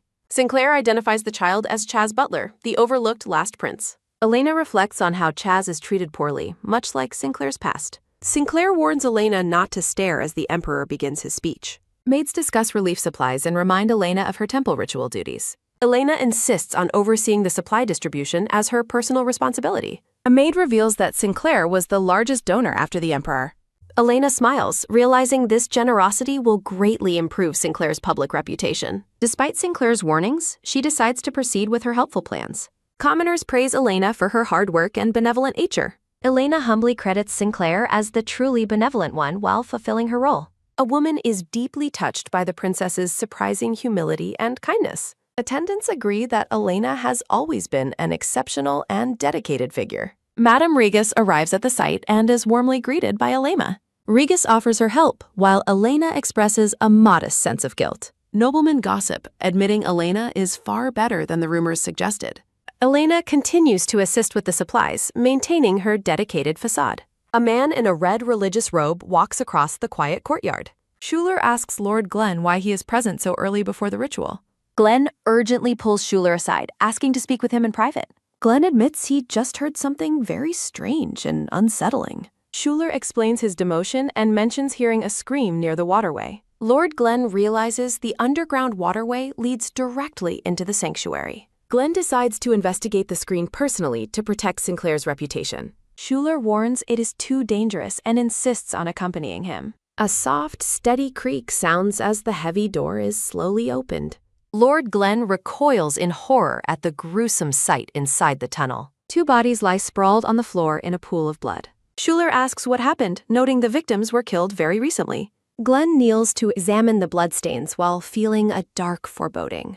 He notices the trail of blood leads directly toward the sanctuary. The high priest stands before the nobility to begin the sacred ceremony. The high priest offers a serene and gentle smile to the audience. He praises the war victory and the importance of Sinclair's royal marriage. A quiet, soft murmur sounds as the audience reacts to the speech. Sinclair and Elena enter the sanctuary together in matching formal white attire. Onlookers whisper that Sinclair has finally reconciled with the emperor. Sinclair looks refined and stoic in his elaborate ceremonial garments. Elena walks beside him with a serene and pleasant expression. Sinclair addresses the gathered nobility with a serious and commanding tone. The emperor watches the proceedings with a stern and unreadable gaze. Sunlight streams through the temple windows, illuminating the solemn ritual. Sinclair continues his address as the crowd listens in silence.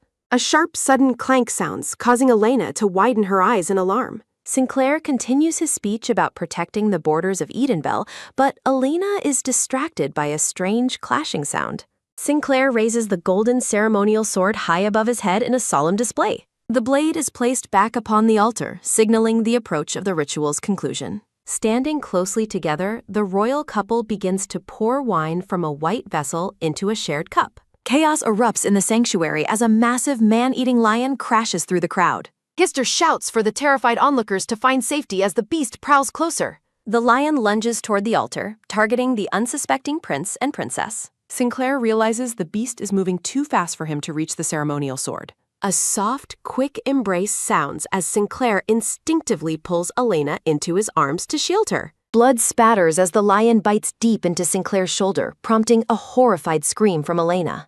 Sinclair urges Elena to flee for her safety despite his agonizing and bloody injury. Elena refuses to leave him, fearing he won't survive until the knights arrive. Realizing the lion is only focused on Sinclair, Elena searches for any way to help. A soft, quick dash sounds as Elena reaches for the ceremonial sword resting on the altar. A soft, sharp grip sounds as Elena's hand closes around the heavy golden hilt. Elena struggles with the weight of the weapon, trying to steady her resolve. She attempts a desperate strike, but the sword fails to pierce the beast's thick hide. The lion lets out a deafening roar as Elena braces herself for the inevitable. A soft, sharp strike sounds as Sinclair seizes the blade and drives it through the beast's skull. Covered in blood, Sinclair stands over the slain lion while Elena looks on in disbelief. A soft, rhythmic shout sounds as the knights finally burst into the sanctuary. The lion lies dead on the floor with the royal blade still protruding from its mouth. Elena calls out Sinclair's name as his strength begins to fail him.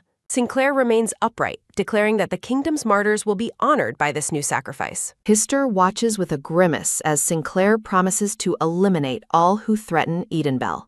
Sinclair glares at the assembly, using the dead lion as a warning to his enemies. The blood-stained prince stands victoriously before the silent and stunned nobility. A soft, rhythmic clap sounds as Madame Regis begins to applaud the prince's bravery. The entire hall erupts into cheers, celebrating Sinclair as a true hero of the empire. Hister realizes bitterly that his trap has only served to strengthen Sinclair's public image. Narration observes that the couple has successfully turned a disaster into a political triumph. Hister notes the way Sinclair protected Elena, concluding that the princess is his true weakness. The blonde man smiles wickedly, plotting to use Sinclair's feelings for Elena against him. In the quiet of the bedroom, a doctor carefully treats Sinclair's mangled shoulder. The doctor warns that the injury was nearly deep enough to cost him the use of his arm. Sinclair is ordered to remain in bed under the influence of strong painkillers. Elena assures the doctor that she will take full responsibility for Sinclair's recovery. A soft, rhythmic bow sounds as the doctor departs to prepare the necessary medications. Shula reports that he will personally investigate the sewers to find those responsible for the attack. The knight bows deeply, affirming his commitment to the prince's safety. Elena gazes at her husband, wondering why he would risk so much to save her. Sinclair scolds her for her reckless behavior, asking what she was thinking. Elena retorts that he is the one who acted without regard for his own life. Sinclair questions her certainty during the attack, noting how out of control the situation was. The prince lies back, his face pale and eyes weary from the loss of blood. A soft, quick squeeze sounds as Elena clutches her dress, frustrated by her own confusion. Sinclair claims he only saved her to avoid the hassle of finding a new contract wife. He tells her not to mistake his actions for anything more and to avoid further foolishness. A soft, quick pause sounds as Elena reminds him that he called her by a nickname during the crisis. Sinclair dismisses her claim, insisting she must have misheard him in the heat of battle. Elena remains deep in thought, questioning whether she truly misheard the nickname Sinclair used during the crisis. A maid delivers the prepared medicine, and Sinclair falls into a heavy sleep almost immediately under its influence. The royal bedroom is cast in a cold blue moonlight as the night deepens in silence. Elena watches over the sleeping prince, dismissing his claim about finding a replacement wife as a shallow excuse. She finds it difficult to believe he would risk his life simply to avoid the inconvenience of a contract change. A soft, steady slide sounds as Elena's hand hovers over him, wondering if his cold exterior is just a mask. Gazing at her husband, Elena admits that she cannot begin to understand the thoughts hidden in his mind. She questions why a man who treats her with such wintry coldness causes her so much worry. A soft, pained groan sounds as Sinclair tosses restlessly in his sleep, catching Elena's immediate concern. Elena is startled to find Sinclair crying in his sleep as his nightmare continues to haunt him. A soft, sharp grip sounds as Elena takes his hand and desperately tries to wake him from the vision. Sinclair remains trapped in the dream, weeping and begging for forgiveness for a failure he believes was his fault. The prince continues to sob while unconscious, his voice filled with a heavy and heartbreaking sense of regret. Elena's eyes widen in disbelief as Sinclair clearly murmurs her nickname through his tears. The scene shifts to a sunlit garden where a magnificent white fountain flows peacefully in the center. A blonde woman gently cups a young Sinclair's face, asking her sweetheart why he has been crying. She offers him a radiant smile, suggesting she might be able to fix his troubles like magic. Young Sinclair tearfully explains that the maids are gossiping about his mother being cast out or killed. The mother pulls him into a protective embrace, vowing that she will never leave him or meet such an end. She reminds him the cruel words are directed at her, and asks him who the true heir of the kingdom is. The blonde woman holds the boy's face with immense tenderness, her expression full of warmth and love. She tells the boy he is far too precious to let petty palace rumors bring him down. Narration reveals that the adult Sinclair is reliving these painful childhood mistakes through a cruel nightmare. His mother promises to read him a story tonight and take him on a grand outing tomorrow. Young Sinclair smiles brightly, though narration notes he was too shy to say how much he enjoyed the day. A soft, quick squeeze sounds as the pair holds hands, heading off to prepare for the evening.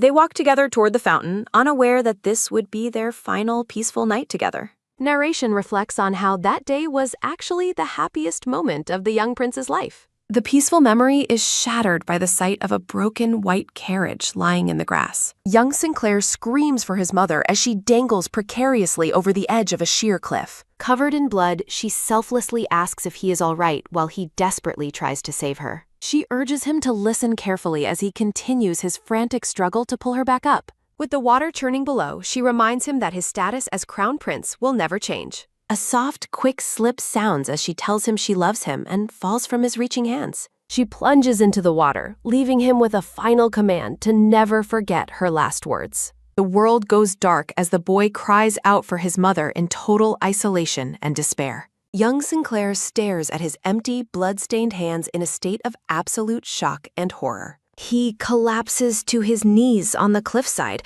haunted by the realization that he let go of her. The darkness of the nightmare whispers that he should have been the one to save her life. A soft, pained gasp sounds as the young boy screams in a fit of agonizing guilt and terror. A soft, pained groan sounds as the adult Sinclair thrashes in his bed, still trapped in the trauma. He wonders if it would have hurt less to have died alongside his mother on that fateful day. The vision shifts to a rainy valley where a lonely young Sinclair sits isolated under a tree. A soft, rhythmic step sounds as a young girl approaches him through the falling rain. A black-haired girl stands before him, questioning why he is sitting all alone in the storm. A soft, quick reach sounds as she offers her hand and introduces herself as Elena as well.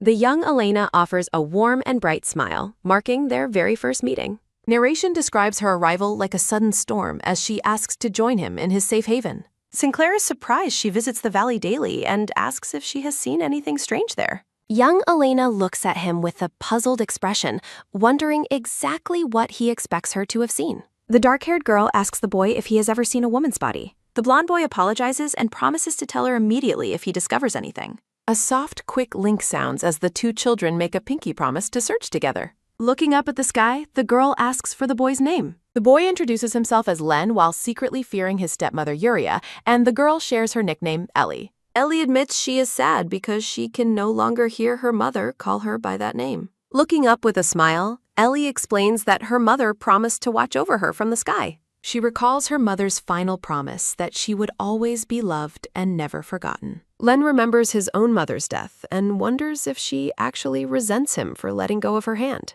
Ellie comforts him, insisting that a mother's love never changes and that he should not blame himself. A soft, warm embrace sounds in Len's memory as he recalls his mother's loving touch. Ellie encourages him to change his mindset, leaving the blonde boy momentarily stunned and speechless. Gazing at the clear blue sky, Len begins to believe that his mother would truly want him to be at peace. Narration observes that Ellie's heartfelt comfort allowed Len to finally break free from his cycle of self-blame. Isolated from the rest of the world, the two children find a unique sanctuary in their growing friendship.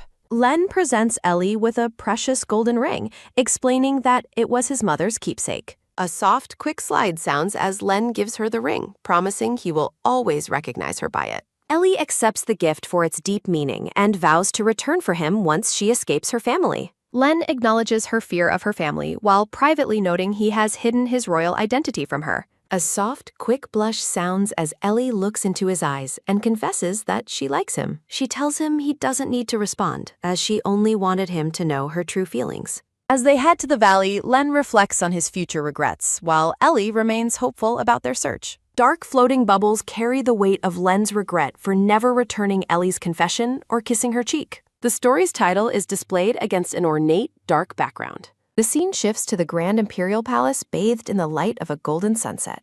A soft, rhythmic step sounds as young Len walks alone through the ornate halls of the palace. A soft, sharp tap sounds as Yuria stops Len, mocking how quickly he seems to have recovered from his mother's death. Yuria warns him that his frequent outings are causing the servants to gossip about his immaturity. She leans in with a condescending smile, offering to use her influence to manage the rumors for him. A soft, sharp grip sounds as Len clenches his fist while Yuria warns him to always be careful. She looms over the young prince, telling him that dangerous accidents often happen outside the palace walls. A soft, sharp grit sounds as Len seethes, knowing Yuria is the one who poisoned his mother and attacked her carriage. At the waterfall, Ellie asks if his parents are bothering him, but Len remains distracted by Yuria's ominous threats. Len admits he couldn't sleep because he was thinking about Ellie's confession of affection. Ellie asks if he hated her confession, prompting a flustered and embarrassed denial from the blonde boy.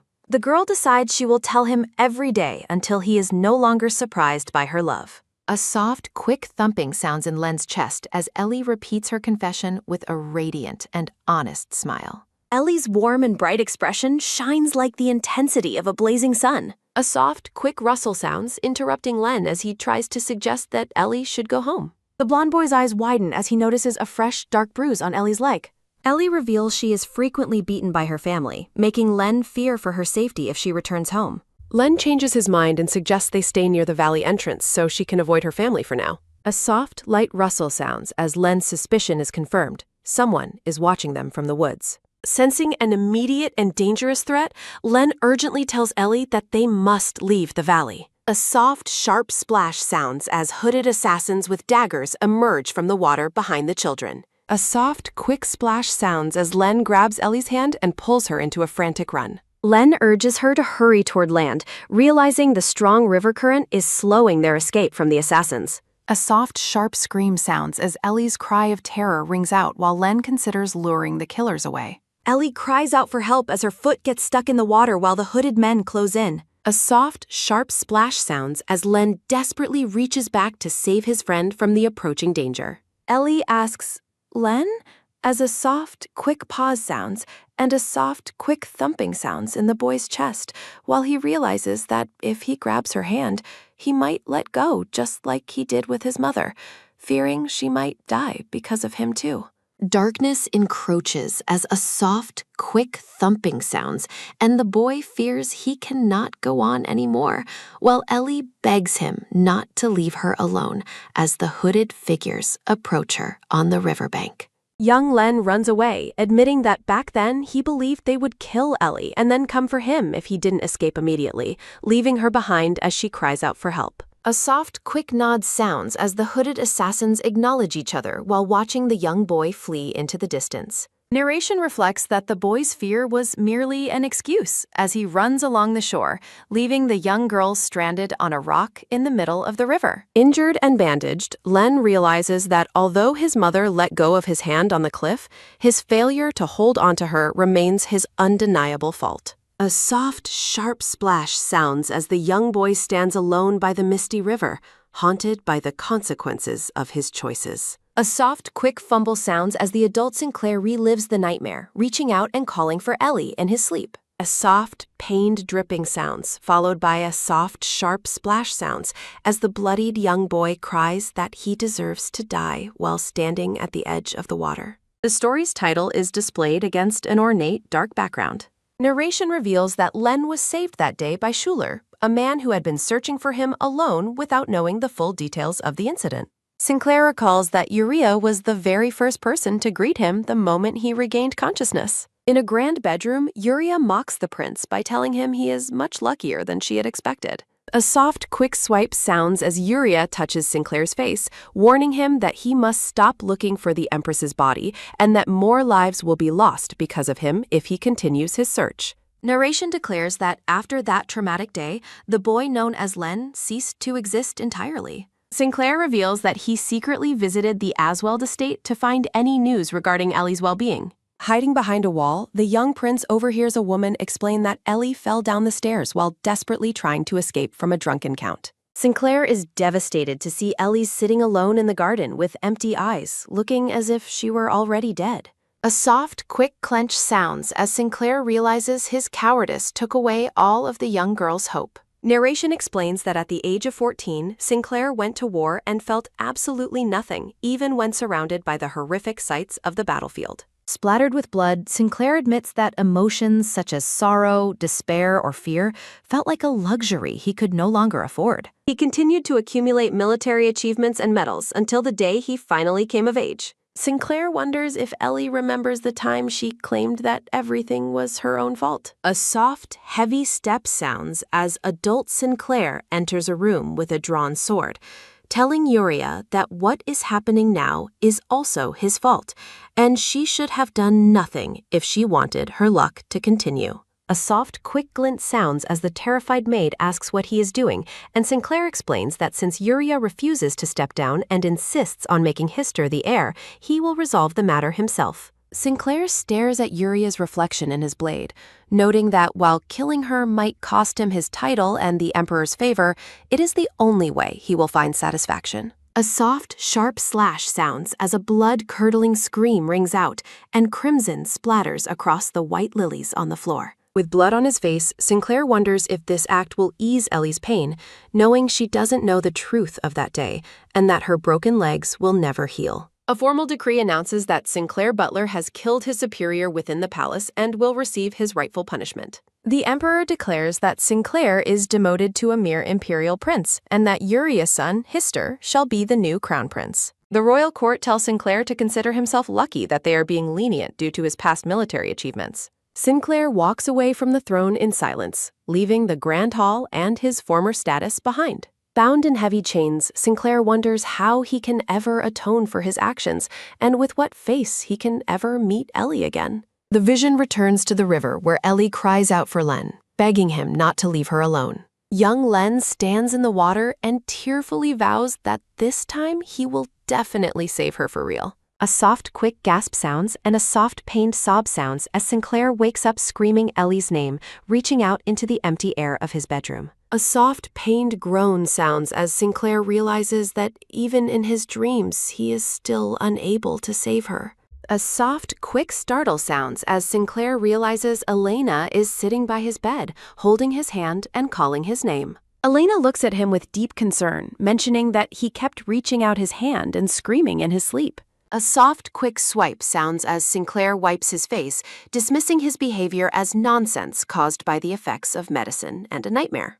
Elena watches him silently, privately wondering if the man before her could actually be her childhood friend, Len. She recalls that Len was the son of a baron who always wanted to leave their home, making her doubt his connection to the prince. Elena questions if a man trying to become emperor through rebellion could really be the same boy, but her thoughts are interrupted when Sinclair asks why she is so quiet. A soft, light stroke sounds as Elena wipes a tear from his cheek, noting that he must have had a terrible nightmare to have cried in his sleep. Gazing toward the bright window, she admits she spent his time asleep thinking about why he went to such lengths to save her life. Sinclair claims he already gave her an explanation, but Elena counters that his words didn't sound very logical to her. Elena states she knows he dislikes unnecessary involvement and that he stayed away from the palace to avoid giving her false hope. She begins to say that she has no such intentions when she is overcome by the weight of her memories.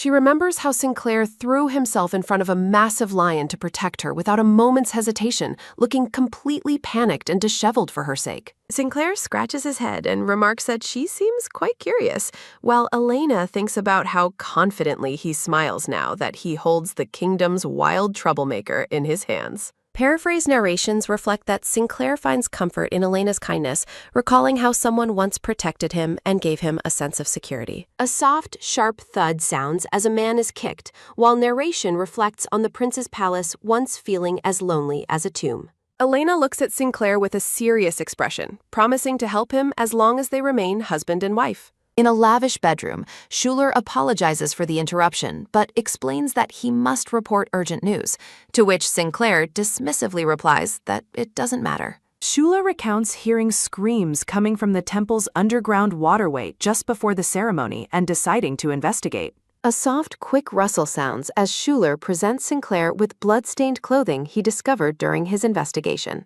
A soft, quick rustle sounds as a hand tightly grips the blood-soaked fabric. Sinclair stares at the bloodied cloth with a look of mounting rage, realizing what the evidence implies. A soft, quick rustle sounds as the young prince clenches the blood-stained garment in his fist. Gripping the fabric, the blonde man reels from the realization of what has been discovered. Narration reveals that the culprits used a drugged lion to track the scent on both of their clothes. Schuler expresses his deep regret for being unable to prevent Sinclair's injuries, but Sinclair coldly tells him that the matter is already finished. A soft, quick clench sounds as Sinclair vows that while he can tolerate being a target, he will not allow Elena to be harmed, while she silently wonders why he is so furious. Sinclair recalls finding the bodies of everyone who had assisted in the incident discarded in the underground waterway. He recounts attempting to save a maid, only for her to be executed on the spot by the Emperor's and Hister's knights. They discuss whether the maid was planted by Hister and conclude that the palace staff must be reorganized,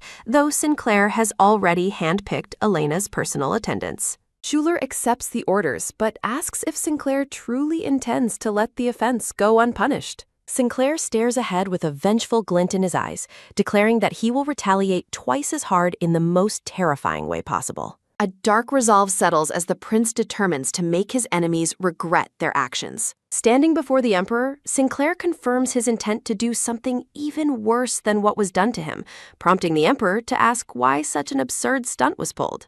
The Emperor looks bewildered as Hister explains that Sinclair will act like a mad dog if anything happens to his princess consort. Hister smiles deviously while explaining that Sinclair and Elena met during the search for the Empress's body, and that Sinclair's limp was caused by his brother. Hister notes that Sinclair's selfless protection against the lion proves that Elena is his only weakness. Sinclair's bloodied face reflects his singular focus on making those who harmed his wife suffer. A soft, quick smirk sounds as Hister realizes that Sinclair's actions are driven by a volatile mix of guilt over his leg and love for Elena. The Emperor questions Hister on how he plans to use the princess consort to destabilize Sinclair. A soft, quick tap sounds as Hister explains that to capture Sinclair, they must first secure Elena. A soft, quick creak sounds as a set of grand doors are pushed open. A soft, sharp thud sounds as a dark-haired man and a blonde woman enter the room with grim expressions. A soft, quick bow sounds as the man pledges to do whatever is necessary to serve Hister. Looking utterly malicious, the dark-haired man declares he would even kill his own daughter to prove his loyalty.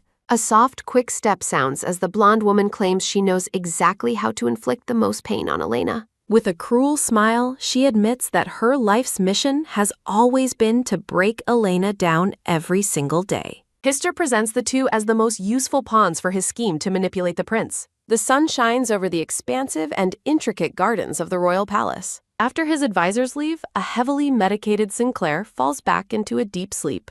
Sitting at his bedside, Elena gently tends to Sinclair and hopes he can rest without being plagued by nightmares. The dark-haired woman watches him with an expression of quiet sorrow and concern. She recalls the sense of security she felt when he protected her from the lion, a feeling she hadn't experienced since her mother and Len. In the past, young Elena laments that Lila constantly insults her mother by calling her a cheap concubine. A soft, quick sniffle sounds as the young girl cries, explaining that her mother was a hard-working commoner forced into her situation by her father. Young Sinclair assures her that her mother wouldn't be hurt by such cruel words. A soft, quick tap sounds as Sinclair wipes her tears, telling her that her mother would only worry about her daughter's sadness. Smiling warmly, the young boy tells her she is far too important for him to let her suffer alone. In the present, Elena looks down with a somber and pensive gaze. A soft, quick rustle sounds as Sinclair shifts in bed, causing Elena to call out his name in surprise. Sinclair pushes himself up and coldly tells her that he can manage on his own and doesn't want to be touched. A soft, quick slide sounds as Sinclair reaches into a drawer to retrieve his own medical supplies. Holding the bandages, Elena hesitantly asks if she should help him change them. Sinclair bluntly rejects her offer again, insisting that he can handle the task himself. Elena insists that the prince stay still so she can treat his injuries. Sinclair dismisses the act, claiming he would have jumped in to save anyone in that situation. A soft, pained hiss sounds as Elena applies antiseptic, silently thinking that his stubbornness is making the task difficult. A soft, quick chuckle sounds as Sinclair accuses her of having a dark side for making the treatment sting. Looking at the bedside table, Elena asks why he has so many supplies and why no one else helps him. Sinclair explains that the staff fears the Emperor's wrath and the Crown Prince's interference if they aid him. He tells her he is used to tending his own wounds, but Elena remains silent with a pensive gaze. A soft, quick rustle sounds as Elena continues her work, mentioning she has also had her share of injuries from past beatings. She firmly states she will return in the morning to change his bandages again. Sinclair is caught off guard as Elena plans to find medicine that will prevent scarring. She looks at him with a gentle and steady focus. A soft, light stroke sounds as Sinclair looks away, appearing visibly flustered by her care. A soft, quick grab sounds as Sinclair suddenly catches her hand. They share a tense, silent moment as he holds her gaze while gripping her wrist. The two sit close together in the quiet room, surrounded by a soft, floral atmosphere. A soft, quick thud sounds as Sinclair leans his face closer to hers. The moment is interrupted when a maid named Judith calls through the door, bringing a meal and medicine. Sinclair looks toward the entrance and tells the maid to enter the room. Judith explains that he must eat first to avoid the medicine harming his stomach. Elena prepares to take her leave, offering to be called if he needs anything. Sinclair tells her she can stay, stopping her departure. He looks at her seriously and insists that she doesn't need to feed him. A soft, light sigh sounds as Sinclair mumbles a curse while Elena ignores his protest and prepares a spoonful of food. Thinking it is less embarrassing to just comply, the Chibi Prince allows the Chibi Princess to feed him. Elena breaks into a fit of giggles, finding his reluctant cooperation to be quite cute. A soft, quick chuckle sounds as Sinclair watches her laugh, a small smile appearing on his face. Sinclair lets out a genuine, hearty laugh that completely surprises his wife. Elena is captivated by the sight, noting that it is the first time she has seen him laugh so sincerely. The prince continues to laugh softly, looking more relaxed and happy than ever before. He eventually settles down and gives her a quiet acknowledgement. Looking out at the rustling curtains, Sinclair reflects on his original plan to simply fulfill her dreams. Narration reveals his inner desire to use his current power to give her everything he couldn't as a boy. A soft, light stroke sounds as he reaches out, wishing for simple and loving moments with her. A soft, light stroke sounds as Sinclair watches Elena sleep, wishing he could reach out to her as his true self. He tells himself not to be greedy as he gently touches her face in the moonlight. The scene shifts to a parlor where a woman asks if Elena is feeling all right. The light brown-haired guest expresses her deep concern over how badly Elena seemed to be hurt. Elena reassures her that the prince is recovering and will be fine after some rest. A soft, sharp gasp sounds as the guest angrily wonders what kind of person would commit such a crime.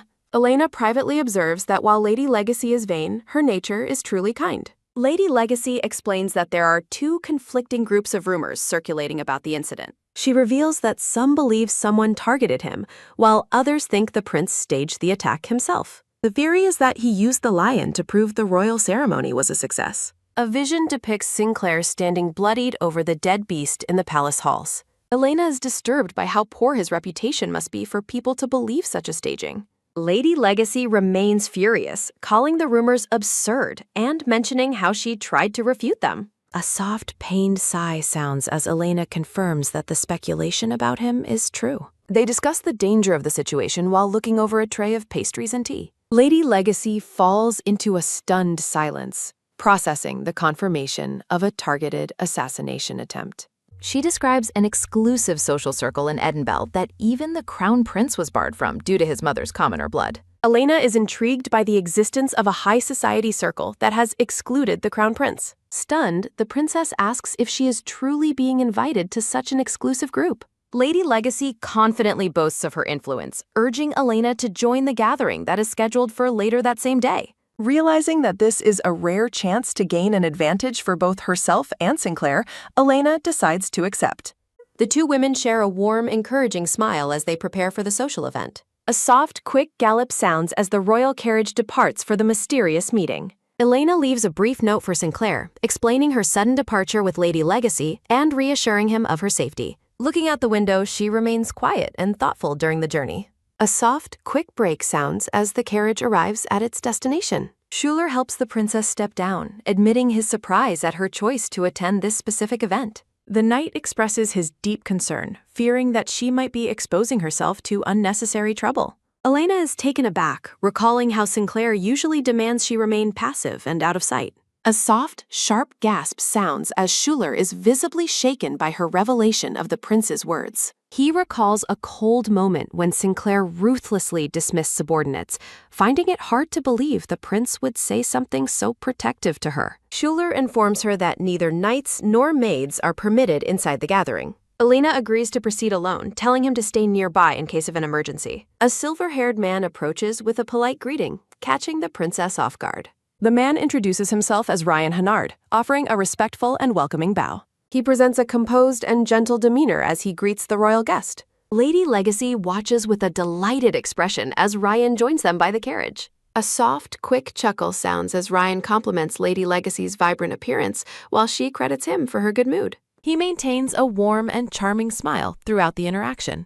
Elena recognizes the prestigious name of the Hennard family. Narration explains that the Hennard dukedom is unique among nobles for its lack of interest in political power. Known for producing brilliant scholars, the family has famously rejected numerous high-ranking administrative offers from the palace. Lady Legacy joyfully announces Elena's arrival to the group, calling it a celebratory moment. Ryan echoes the sentiment, expressing his genuine pleasure at meeting such a notable figure. Standing in the background, Schuler eyes Ryan Hennard with a suspicious and tense gaze. He questions why Ryan is acting so familiar with Elena, despite his reputation for kindness toward everyone. A soft, sharp hiss sounds as the knight realizes how furious Sinclair would be if he witnessed this scene. The group moves into a grand, lavishly decorated hall filled with refined guests. A purple-haired woman approaches, stating she sought out the princess due to reports of her exceptional intelligence. She mentions Elena's record-breaking donation to the palace, which has become a topic of admiration. A soft, quick giggle sounds as Elena humbly dismisses the praise, feeling slightly self-conscious. A soft, quick bow sounds as the princess formally greets Lady Perrin.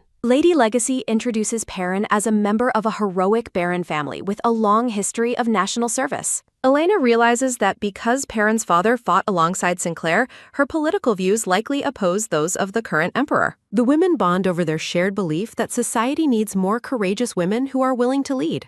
A soft, quick bow sounds as a man named Dolder Denhel introduces himself to the princess. Elena identifies him as part of a family of ministers whose service ended during a previous era. She compliments him, suggesting he has clearly inherited the legendary wisdom of the Denhel line. A soft, quick scratch sounds as Dolder modestly laughs off the praise, noting he was never actually appointed to a ministry. Observing the small but prestigious group, Elena notes that every person here comes from a powerful historical family. She suspects the gathering is a secret coalition of those dissatisfied with the current imperial administration. Her attention turns to a poised older woman who seems to hold significant authority. The atmosphere carries a heavy sense of old-world dignity and underlying pressure.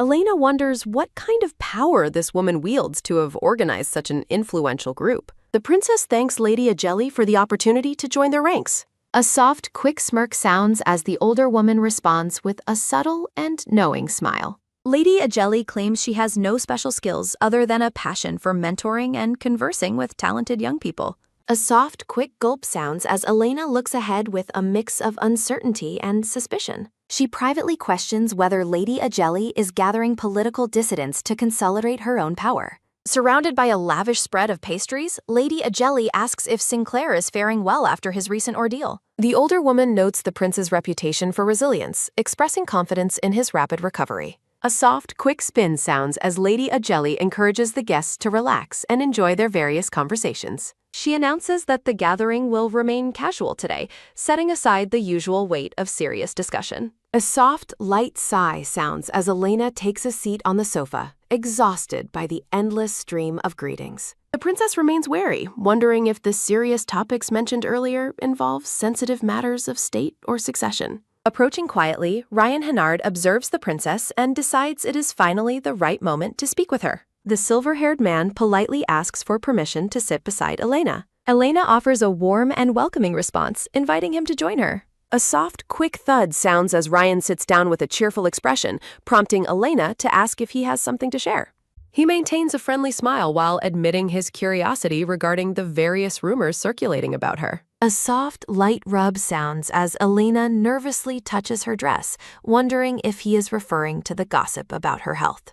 Ryan clarifies that he is interested in the story of her bravely fending off a charging lion with a sword. He continues to list the impressive tales he has heard about her recent actions. Ryan asks for her perspective on the events, noting that everything he has heard seems to be the truth. He lets out a lighthearted laugh while looking at her with genuine interest. Elena's puzzled, wondering why someone would still try to approach her if they were already aware of the facts. Ryan surprises the princess by revealing that they have actually encountered one another several times in the past. He recalls seeing her at a specific old bookstore in the capital long before she became royalty. A vision depicts a younger Elena deeply engrossed in a book, unaware of any observers. Ryan explains how he used to watch her, eventually reading the same books in the same spot out of pure curiosity. Elena realizes that the shopkeeper must have been protecting her privacy during those quiet moments. Ryan acknowledges that his behavior might seem odd, but he confesses it was a simple source of happiness for him back then.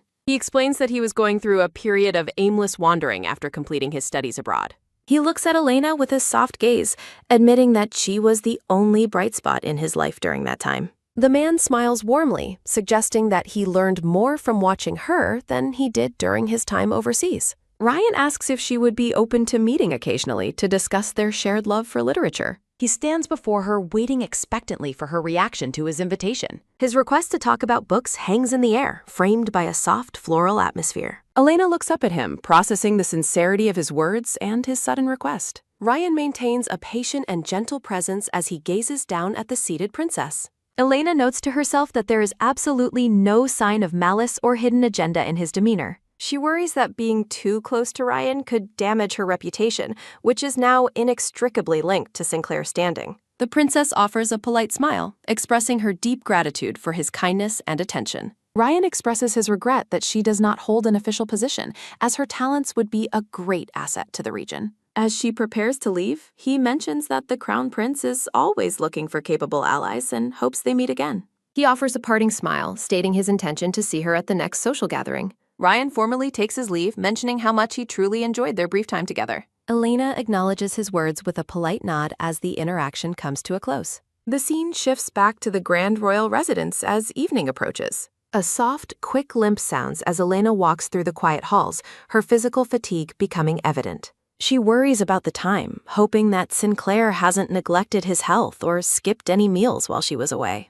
A soft, quick tap sounds as Elena enters the bedroom and finds Sinclair awake and sitting up in his bed. A soft, quick limp sounds as she approaches him with medicine, checking to see if he is feeling any better. Sinclair remains completely silent, prompting Elena to ask why he is refusing to answer her. A soft, quick turn sounds as Sinclair looks away, feeling a pang of disappointment because he expected her to stay by his side.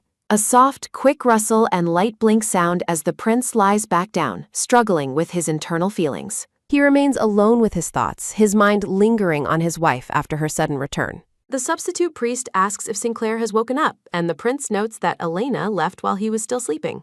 Sinclair tells Elena he will stop nagging her and wants to help now that her worries are resolved. The prince asks what she is holding in her hand. She holds an ornate glass bottle containing a shimmering red liquid. Sinclair stares at her in a moment of surprised silence. Sinclair asks if she enjoyed the gathering, and Elena describes it as exclusive, with fewer guests than she had expected. He reflects on how her upbringing in a harsh environment makes it difficult for her to trust others. Sinclair mentions hearing that she was close with Ryan Hennard, but Elena clarifies that while she didn't know him, he seemed to know her. The prince reacts to her explanation with a look of shock. A portrait of the silver-haired Ryan Hennard appears, described as a man who is kind but knows his boundaries. Elena recounts Ryan's kindness, but Sinclair is stunned that the man even approached her. Sinclair's fist clenches in anger as Elena explains they had a brief connection before she became a princess. Elena admits she ended the conversation early, and a heavy silence falls between them. Elena looks away, deep in thought about the political landscape.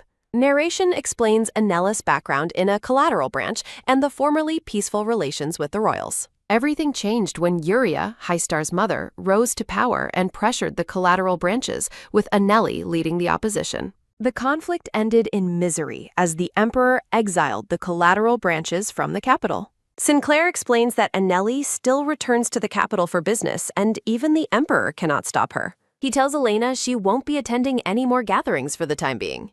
Sinclair suggests they leave the palace for a few days to enjoy a honeymoon. Elena processes the sudden and unexpected suggestion. The blonde prince offers a knowing and determined smirk. He asks if she wants to go to avoid troublesome matters, catching her completely off guard. Sinclair's expression darkens as he thinks about his revenge before telling Elena to rest while the servants prepare her bath. Sinclair moves to get up, and Elena asks if he plans to bother her immediately upon her return. She corrects him on the servants' names, stating they are Judith and Anna, not Juice and Andina. Sinclair wonders aloud what the difference is as he prepares to leave the room. A heavy, pained groan echoes through the damp stone walls of a dark dungeon. Sinclair stands before the substitute priest, who is bound in ropes and covered in sweat.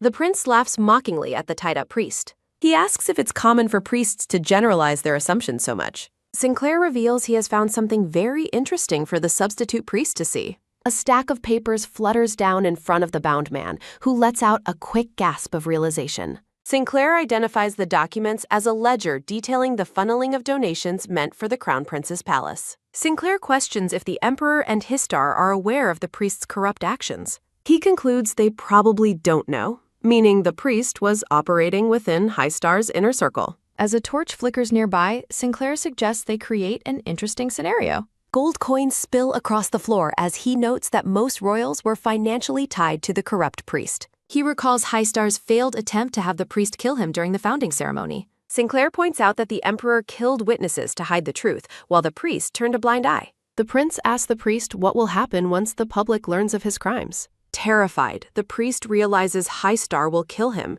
and Sinclair offers him a choice on how he wants to die. Sinclair grips the man's chin, demanding to know which fate he prefers. Outside the palace, servants load luggage into a magnificent black and gold carriage. Sinclair assists Elena as she steps into the carriage for their journey. Elena marvels at the massive size of the carriage as she takes her seat. She expresses concern that their departure might spark suspicion from the Emperor and Highstar. Sinclair points out that being outside the palace makes them even easier targets for assassins. Elena worries about the danger, specifically Sinclair's existing shoulder injury. Sinclair reassures her that their enemies will soon be far too busy to cause them any trouble. As they sit within the carriage, Elena asks Sinclair where exactly they are traveling. Sinclair explains that they are headed toward one of the few properties he truly owns, his mother's private villa. Elena's eyes widen in recognition as she processes the name of their destination, the Hilden River. A heavy, rushing sound of rain and water fills the air as Sinclair looks out the window, noting the onset of a storm. Elena watches the prince, quietly wondering what kind of woman Sinclair's mother was during her life. Narration explains that the prince's mother passed away many years ago in a tragic accident. Noticing his somber expression, Elena tells Sinclair he looks tired. Sinclair asks the princess if she would allow him to lean on her for a moment of rest. The blonde prince gently rests his head on Elena's shoulder, seeking comfort as the carriage moves. A heavy, rushing sound of rain and water continues as a hooded guard reports that the valley's waters have risen, flooding the roads. The guard explains that they cannot proceed for now, but expects the water levels to recede by morning if the rain stops. A heavy, rushing sound of rain and water echoes as the guard looks on with a serious and focused expression. Sinclair thinks to himself that while he would normally turn back from this specific valley, he simply cannot do so today. A soft, rhythmic splash sounds as water hits the shore, and Sinclair notes that they have plenty of room to rest in the large carriage. A quick, polite bow sounds as the guard acknowledges Sinclair's order to inform the knights and Duke Connor soldiers of the delay. A heavy, rushing sound of rain and water muffles the outside world, while the two royals sit together in the quiet carriage. Elena asks Sinclair if the valley holds any special memories for him, causing him to pause in surprise. Sinclair counters by pointing out that she was also staring at the landscape, asking if she has special memories there. A hazy vision depicts a young blonde boy and a brunette girl standing together in a lush green valley from years ago. Narration reflects on how the days spent with a boy named Len were truly unforgettable. The vision shows the two children smiling despite their messy appearance,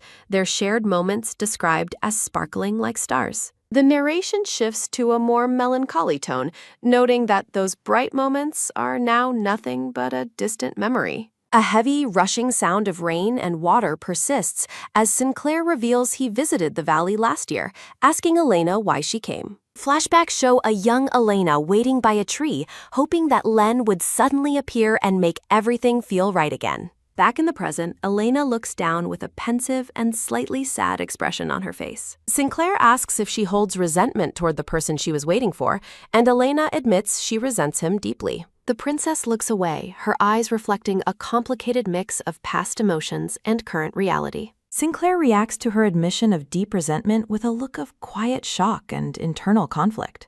A sharp, tight squeeze sounds as Sinclair clenches his fist, thinking about how his life stopped the day they were separated. Elena mentions that her leg hurts more than usual whenever it rains, prompting a soft, light rub as she touches her dress. A soft, quick slide sounds as Sinclair pulls her leg onto his lap, surprising the princess with his sudden movement. He explains that loosening up the muscles might help the pain, beginning to massage her leg with steady pressure. A soft, rhythmic mead sounds as Sinclair works on her leg, while a flustered Elena tells him he doesn't need to go that far. Narration notes that the prince continued to massage her leg with all his strength throughout the entire night. Elena remains silent, her face flushed with a deep blush as she processes his unexpected and dedicated care. The morning air is filled with the soft, melodic chirps of birds as the carriage sits by the water in the daylight. Elena thinks to herself that while she is thankful for his gentleness, it also makes her feel incredibly anxious and sad. The guard's voice announces that the valley water has receded and they will be able to leave very soon. Sinclair confirms the news to Elena, who replies that it is a relief to hear they can move again. The prince asks the princess if she caught his mistake regarding the servants' names from earlier. A soft, quick thud sounds as Elena looks at him with a bead of nervous sweat, unsure of how to respond. Elena breaks into a fit of giggles, while Sinclair asks if she is making fun of him for his poor memory. The blonde prince looks away with a slight, grumpy pout as the princess continues to find his mistake amusing. Elena covers her mouth while laughing, calling him an idiot for failing to remember the names properly. Sinclair states firmly that even he doesn't want to be a foolish, reckless idiot, despite his recent lapse. The interior of the carriage echoes with light-hearted, melodic laughter as the couple shares a rare, genuine moment of levity. The scene shifts to the exterior of a grand, white-walled residence as the sun shines brightly. Inside, a silver-haired man tells Ryan he should not have attended Anella's gathering as a heavy, slow stomp echoes through the room.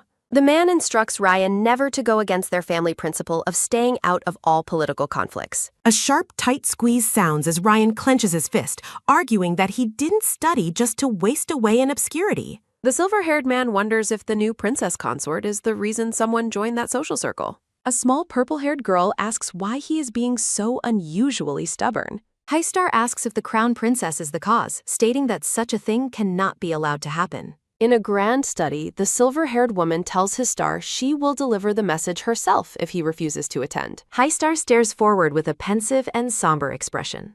He looks down at a stack of books, wishing he had the chance to speak with her just a little longer. Narration reflects on a vivid memory of a first meeting that took place after returning from studies abroad. A flashback depicts High Star watching Elena in a library, wondering what kind of book has her so deeply engrossed. He recalls enduring her favorite novels and poetry, which eventually taught him the depth of many different emotions. A young High Star sits on the floor reading, noting that Elena's presence gradually painted his world in vibrant colors. A soft, quick rustle sounds as he turns a page, wondering if she ever read certain lines aloud on purpose. The memory lingers on stacks of books, leaving him to wonder about her hidden thoughts. His hand rests on a book as he remembers the day she suddenly stopped visiting the bookstore. A vision of Elena reading among blooming flowers represents the bright world she once inhabited. In the present, the silver-haired prince gazes out the window, quietly wondering if they will ever meet again. The sun begins to set over the grand, white-walled palace. Looking out the window, Elena notes that the knights and soldiers are busy setting up their camp for the night. The brunette princess stands alone, lost in her own quiet thoughts. Elena watches Sinclair from behind, wondering what has kept him staring at the fireplace for so long. She walks over to stand beside the blonde prince as the fire crackles in the hearth. Elena recalls hearing that Sinclair's mother was never respected and suspects the portrait above the mantel is the only one remaining. She smiles and asks Sinclair to show her what he looked like as a child the next time they have a chance. When asked what the Empress was like, Sinclair looks at her and describes his mother as a kind and warm woman.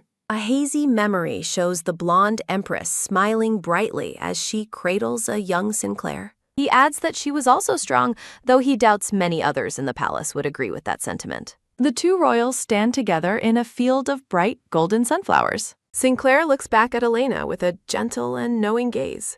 Elena picks up an ornate brown book and asks what it is. Sinclair explains that it is a journal he wrote in every time he visited, following instructions to record something joyful each day. He elaborates that the goal was to capture the most memorable and happiest moment of his day. Looking away, the prince admits that at first he found the entire exercise to be quite pointless. A soft, rhythmic flip sounds as Elena smiles, suggesting they look inside to see if those moments truly were joyful. An entry describes a warm day spent taking a walk through the palace grounds with his mother. A flashback shows a young Sinclair walking through a manicured garden. He recalls his mother explaining that flowers must be observed as they bloom to be appreciated, though he only agreed to avoid being scolded. In the present, Sinclair realizes that the entry was referring to the roses in that specific garden. Another entry describes his martial arts training with Eric Connor, who predicted the boy would one day surpass him. Young Sinclair holds a wooden sword, determined that he will win because he won't develop a large belly like his trainer. A final entry highlights learning to ride a horse and his mother suggesting he should one day take the woman he loves riding.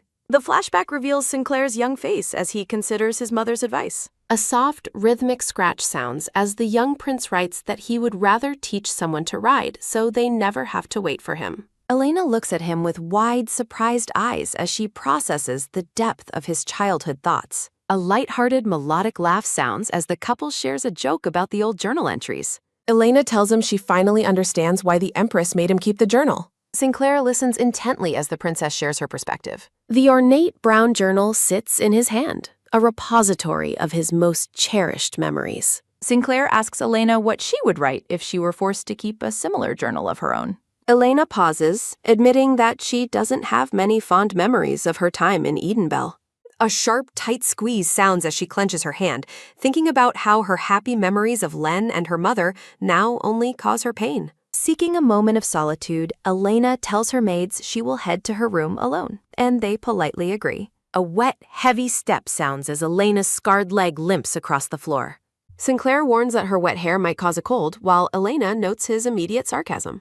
He expresses surprise at her fire-starting skills, and she asks what else he expected of her. A heavy, slow stomp sounds as Chibi Sinclair mentions threats and sarcasm before claiming it was nothing. The prince tells her to sit, insisting he is capable of more than she gives him credit for. A soft, quick whoosh sounds as Sinclair unfolds a large drying cloth. Sinclair stands behind the seated princess, gently drying her long hair with the cloth. He mentions he often performed this task for his mother, causing a blushing Elena to look away. A soft, quick thump sounds as Elena grips her robe, her heart racing from his proximity. Sinclair reflects on his childhood, recalling how he often fell asleep in front of this specific fireplace. He admits he was happiest waking up in the night to find his mother lying beside him. A soft, quick thump sounds as a blushing Elena admits she is glad they came to the villa. A sudden, quick spring sounds as Sinclair stands up and tells her to go to sleep. Elena catches his shirt, stopping the blonde prince from leaving her side. The princess looks up at him with a mix of anxiety and expectation.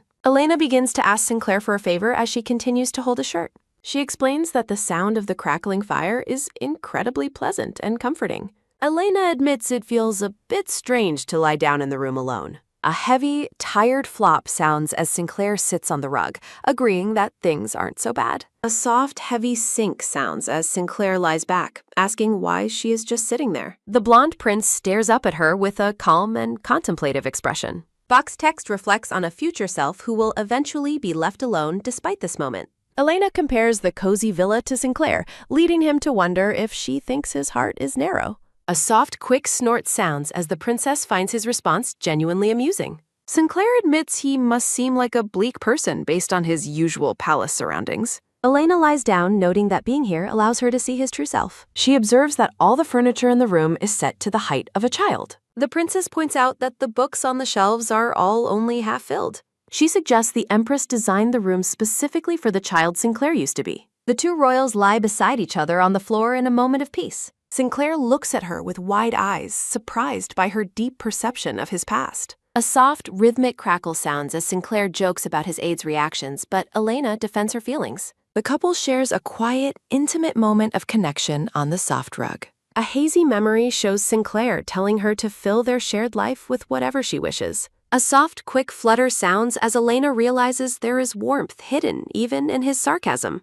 She laughs while exempting his cold dealings with the Emperor and High Star from her compliment. A soft, light smirk sounds as Sinclair wonders if her words were actually meant to be praise. A soft, rhythmic crackle sounds as Sinclair asks about her identity, and Elena admits her own uncertainty. The princess looks down at the scar on her leg with a pensive and somber expression. Narration wonders if the life she has been leading up to now was truly painful. A vision shows a young Sinclair standing in a lake, unable to move on from the past. He looks toward a young Elena, thinking that she is the only person who can explain him. Box text reflects on how he has never stopped holding on to her through the years. Sinclair reaches out to a crying Elena, noting how different their worlds truly are. A year has passed, and he fears returning to solitude when she eventually leaves his side.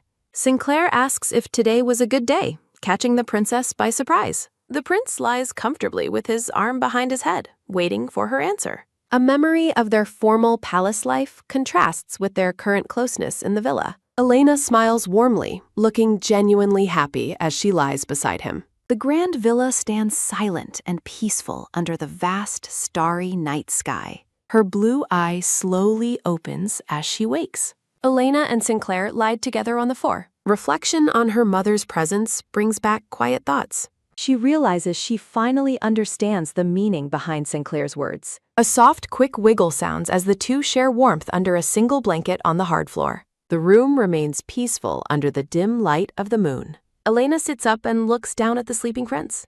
Her attention is drawn to the ornate brown journal resting on the table. A hand reaches out to touch the sparkling book. Sinclair asks if today was a good day, catching the princess by surprise. The prince suggests it must have been a good memory as Elena looks at the journal. A pen is held over the open pages of the book. The blank entry waits to be filled with new thoughts. Sinclair remains fast asleep on his pillow. Elena smiles warmly as she begins to write in the journal. Lying back down, she admits she is happy to have a memory that brings her joy upon reflection. Facing the blonde prince, she adds that she is glad he is the one who created that memory. The grand villa stands silent under the vast, starry night sky. A robed figure walks down the long aisle of a darkened cathedral. The gray-haired emperor asks the substitute priest why he was summoned at such a late hour. A heavy, sharp rattle sounds as the emperor admits to having a bad feeling about the situation. He tries to reassure himself that the temple would never betray him. A heavy, slow step sounds as a priest in red robes approaches and addresses the sovereign.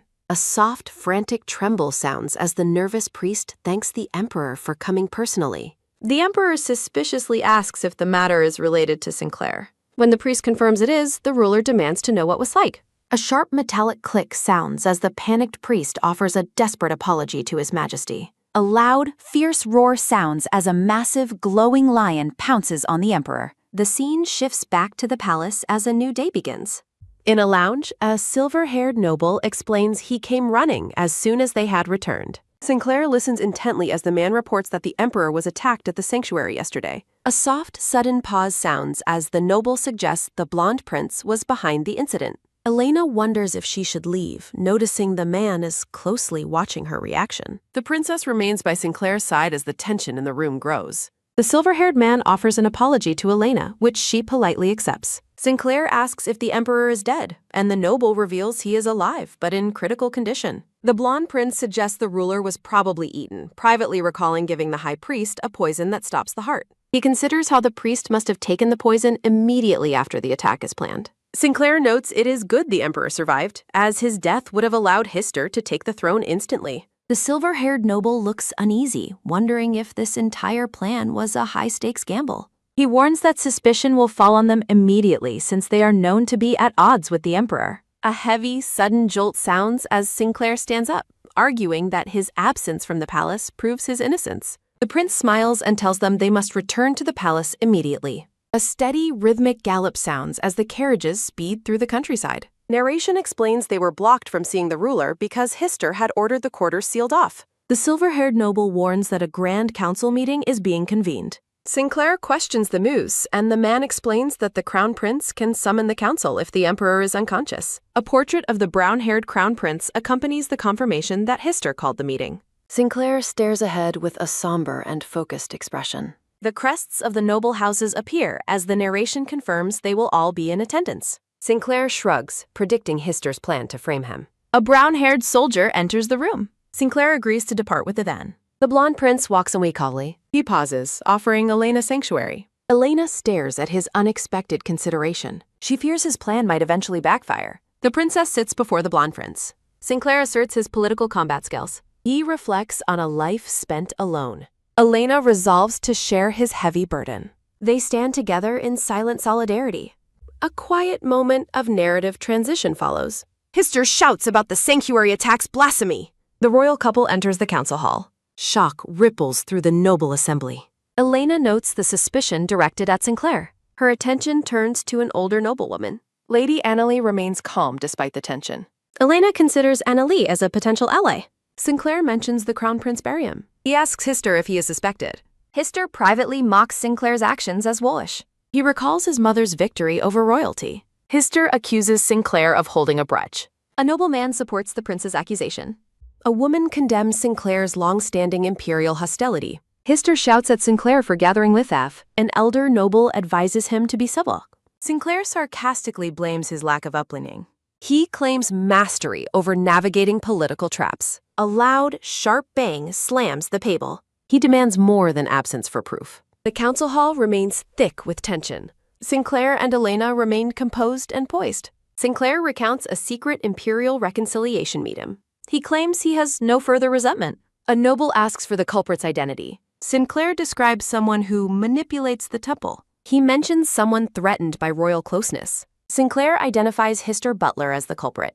A woman asks about the priest's betrayal. The nobles question his shocking, bold claim. Sinclair accuses Hister of laundering temple money. He asks if Hister will finally confess. A hand slides proof across the table. Nobles recognize an authentic, impossible-to-forge seal. The document details massive orphanage donations. It confirms the redirection of imperial funds. The Duke realizes Hister's mother founded them. Sinclair explains that Hister inherited the orphanages after the death of the previous owner. Flipping a page, Sinclair remarks that Hister overlooked the most incriminating evidence in the files. The document reveals that a massive donation from the Crown Prince was siphoned to a mercenary group. Sinclair smirks while pointing out the suspicious timing of funding soldiers right before a holy ritual. The brown-haired Hister looks panicked as the weight of the accusation hits him. Elena watches the council while narration explains the noble family's history of manipulating the emperor. Text warns that exposing this ledger will utterly destroy the reputations of the 5 noble houses. A nervous priest in red identifies himself as Joshua, the assistant to the late high priest. Sinclair confidently invites Hister to read the contents of the damning document for himself. Joshua begins reading a formal statement from High Priest Crowetta, sworn of his own free will.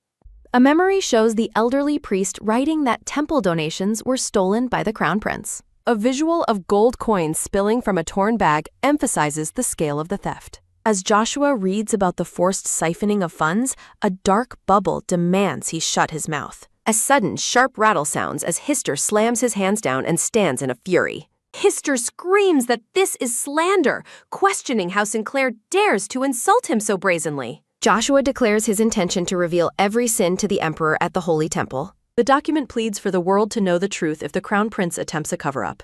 Sinclair mocks Hister, asking if he plans to claim the high priest's final will was a forgery. A soft, rhythmic tremble sounds as Hister's fists shake with suppressed rage and fear. Hister desperately argues that donating temple funds back to orphanages is a standard benevolent practice. He claims supporting the mercenaries was a necessary defensive move to keep his brother in check. Sinclair counters by highlighting Hister's close ties to a commander of a large private army.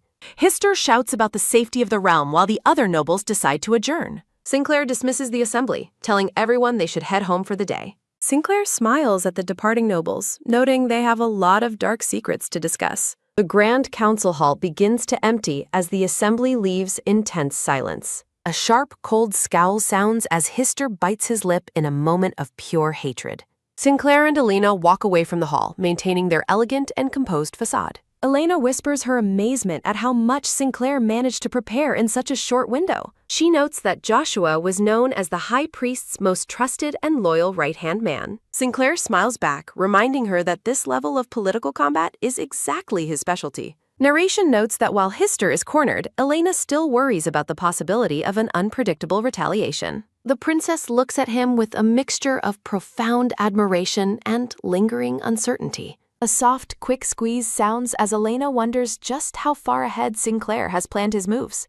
Their footsteps echo in the hallway as they walk together in a unified pace. Elena admits she chose to stay because she refused to let him face the assembly alone. An elegant floral pattern frames the top of the blonde prince's head.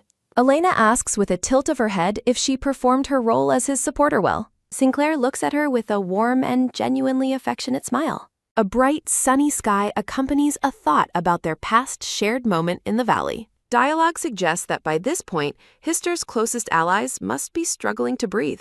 A heavy, slow step sounds as Sinclair urges them to hurry back to their quarters. A chibi Elena complains about the constant trouble he causes her, even making her lose her breath. She laughs at her own joke, her expression bright and filled with genuine amusement. A soft, polite greeting sounds as a noblewoman stops the couple in the hallway. The woman remarks on how much Sinclair has matured since they last met.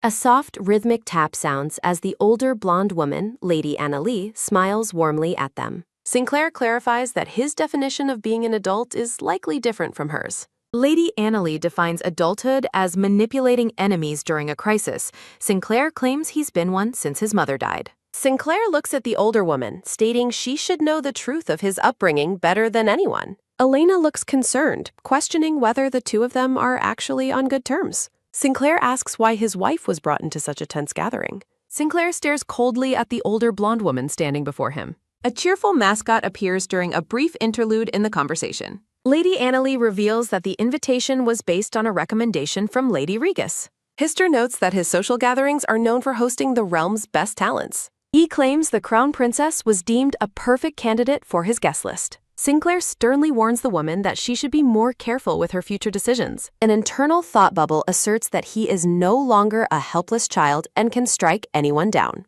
Sinclair repeats his warning with a cold, unyielding gaze as Elena watches silently. Lady Annalie smiles warmly, remarking that she has changed just as much as he has. She states that her future alliances depend entirely on his actions while Elena looks on. Elena realizes that Sinclair's calm demeanor masks a surprising approval of the woman's boldness. The group settles into a lavish parlor to discuss their next political move. The brown-haired noble and the red-clad man express their immense relief and worry. A chibi scene depicts the two men looking completely drained of color and energy. Sinclair explains that they must corner Hister while the emperor is still bedridden. The brown-haired noble confirms they have informants planted within the palace to report any changes. Sinclair listens with a focused, sharp expression, processing the strategic information. He feigns exhaustion, claiming he still needs time to recover as a patient. A blunt, sharp shout sounds as his claim of being a patient is dismissed as nonsense. Sinclair uses Elena's supposed fatigue as a convenient reason to dismiss the others. Once they are alone, Sinclair begins to remove his coat, startling a weary Elena. A sharp, sudden gasp sounds as Elena reacts to his unexpected and abrupt actions. Sinclair asks her to help him change his bandages, making her feel flustered. He points out that she brought medicine earlier but never actually applied it to his wounds. Elena reaches out to tend to the shirtless, bandaged prince in the quiet room. She is stunned to see that his severe injuries have already completely healed. Sinclair stands bare-chested and strong, appearing as if he has a divine, untouchable body. A soft, quick thud sounds as Elena's heart races while she looks at him. Sinclair mentions there is something important he would like to ask her. He reveals his intention to introduce her to someone very specific. A polite, brown-haired doctor with a monocle enters and bows to the royal couple. Sinclair explains that he wants the physician to perform a thorough medical examination on her. He admits his desperate hope that there might still be a chance to heal her leg. Sinclair reflects on his selfish desire to find a way for them to start over. Elena recalls the painful nights she spent praying to wake up and walk again. Sinclair looks down with a heavy heart, promising to do whatever it takes to ease her worries. Elena agrees to the checkup, nodding as the kind doctor smiles at her. The couple stands together in their dark quarters under the light of a full moon. A heavy, slow slide sounds as the doctor carefully inspects her right ankle. He delivers the good news that she has maintained enough muscle mass to avoid other illnesses. The doctor concludes that continuing her current treatment is the best possible option for now. Elena looks away calmly, having already anticipated this difficult medical outcome. She notices that Sinclair looks incredibly angry and frustrated by the doctor's report.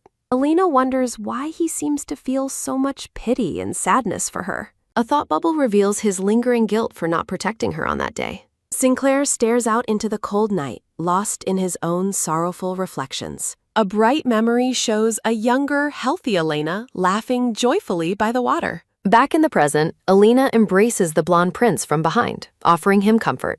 Sinclair asks who should really be more upset in this situation. The dark-haired princess looks away with a flustered, emotional expression. Sinclair calls out Elena's name as she looks back at him in surprise. Sinclair apologizes for his lack of foresight while holding her close.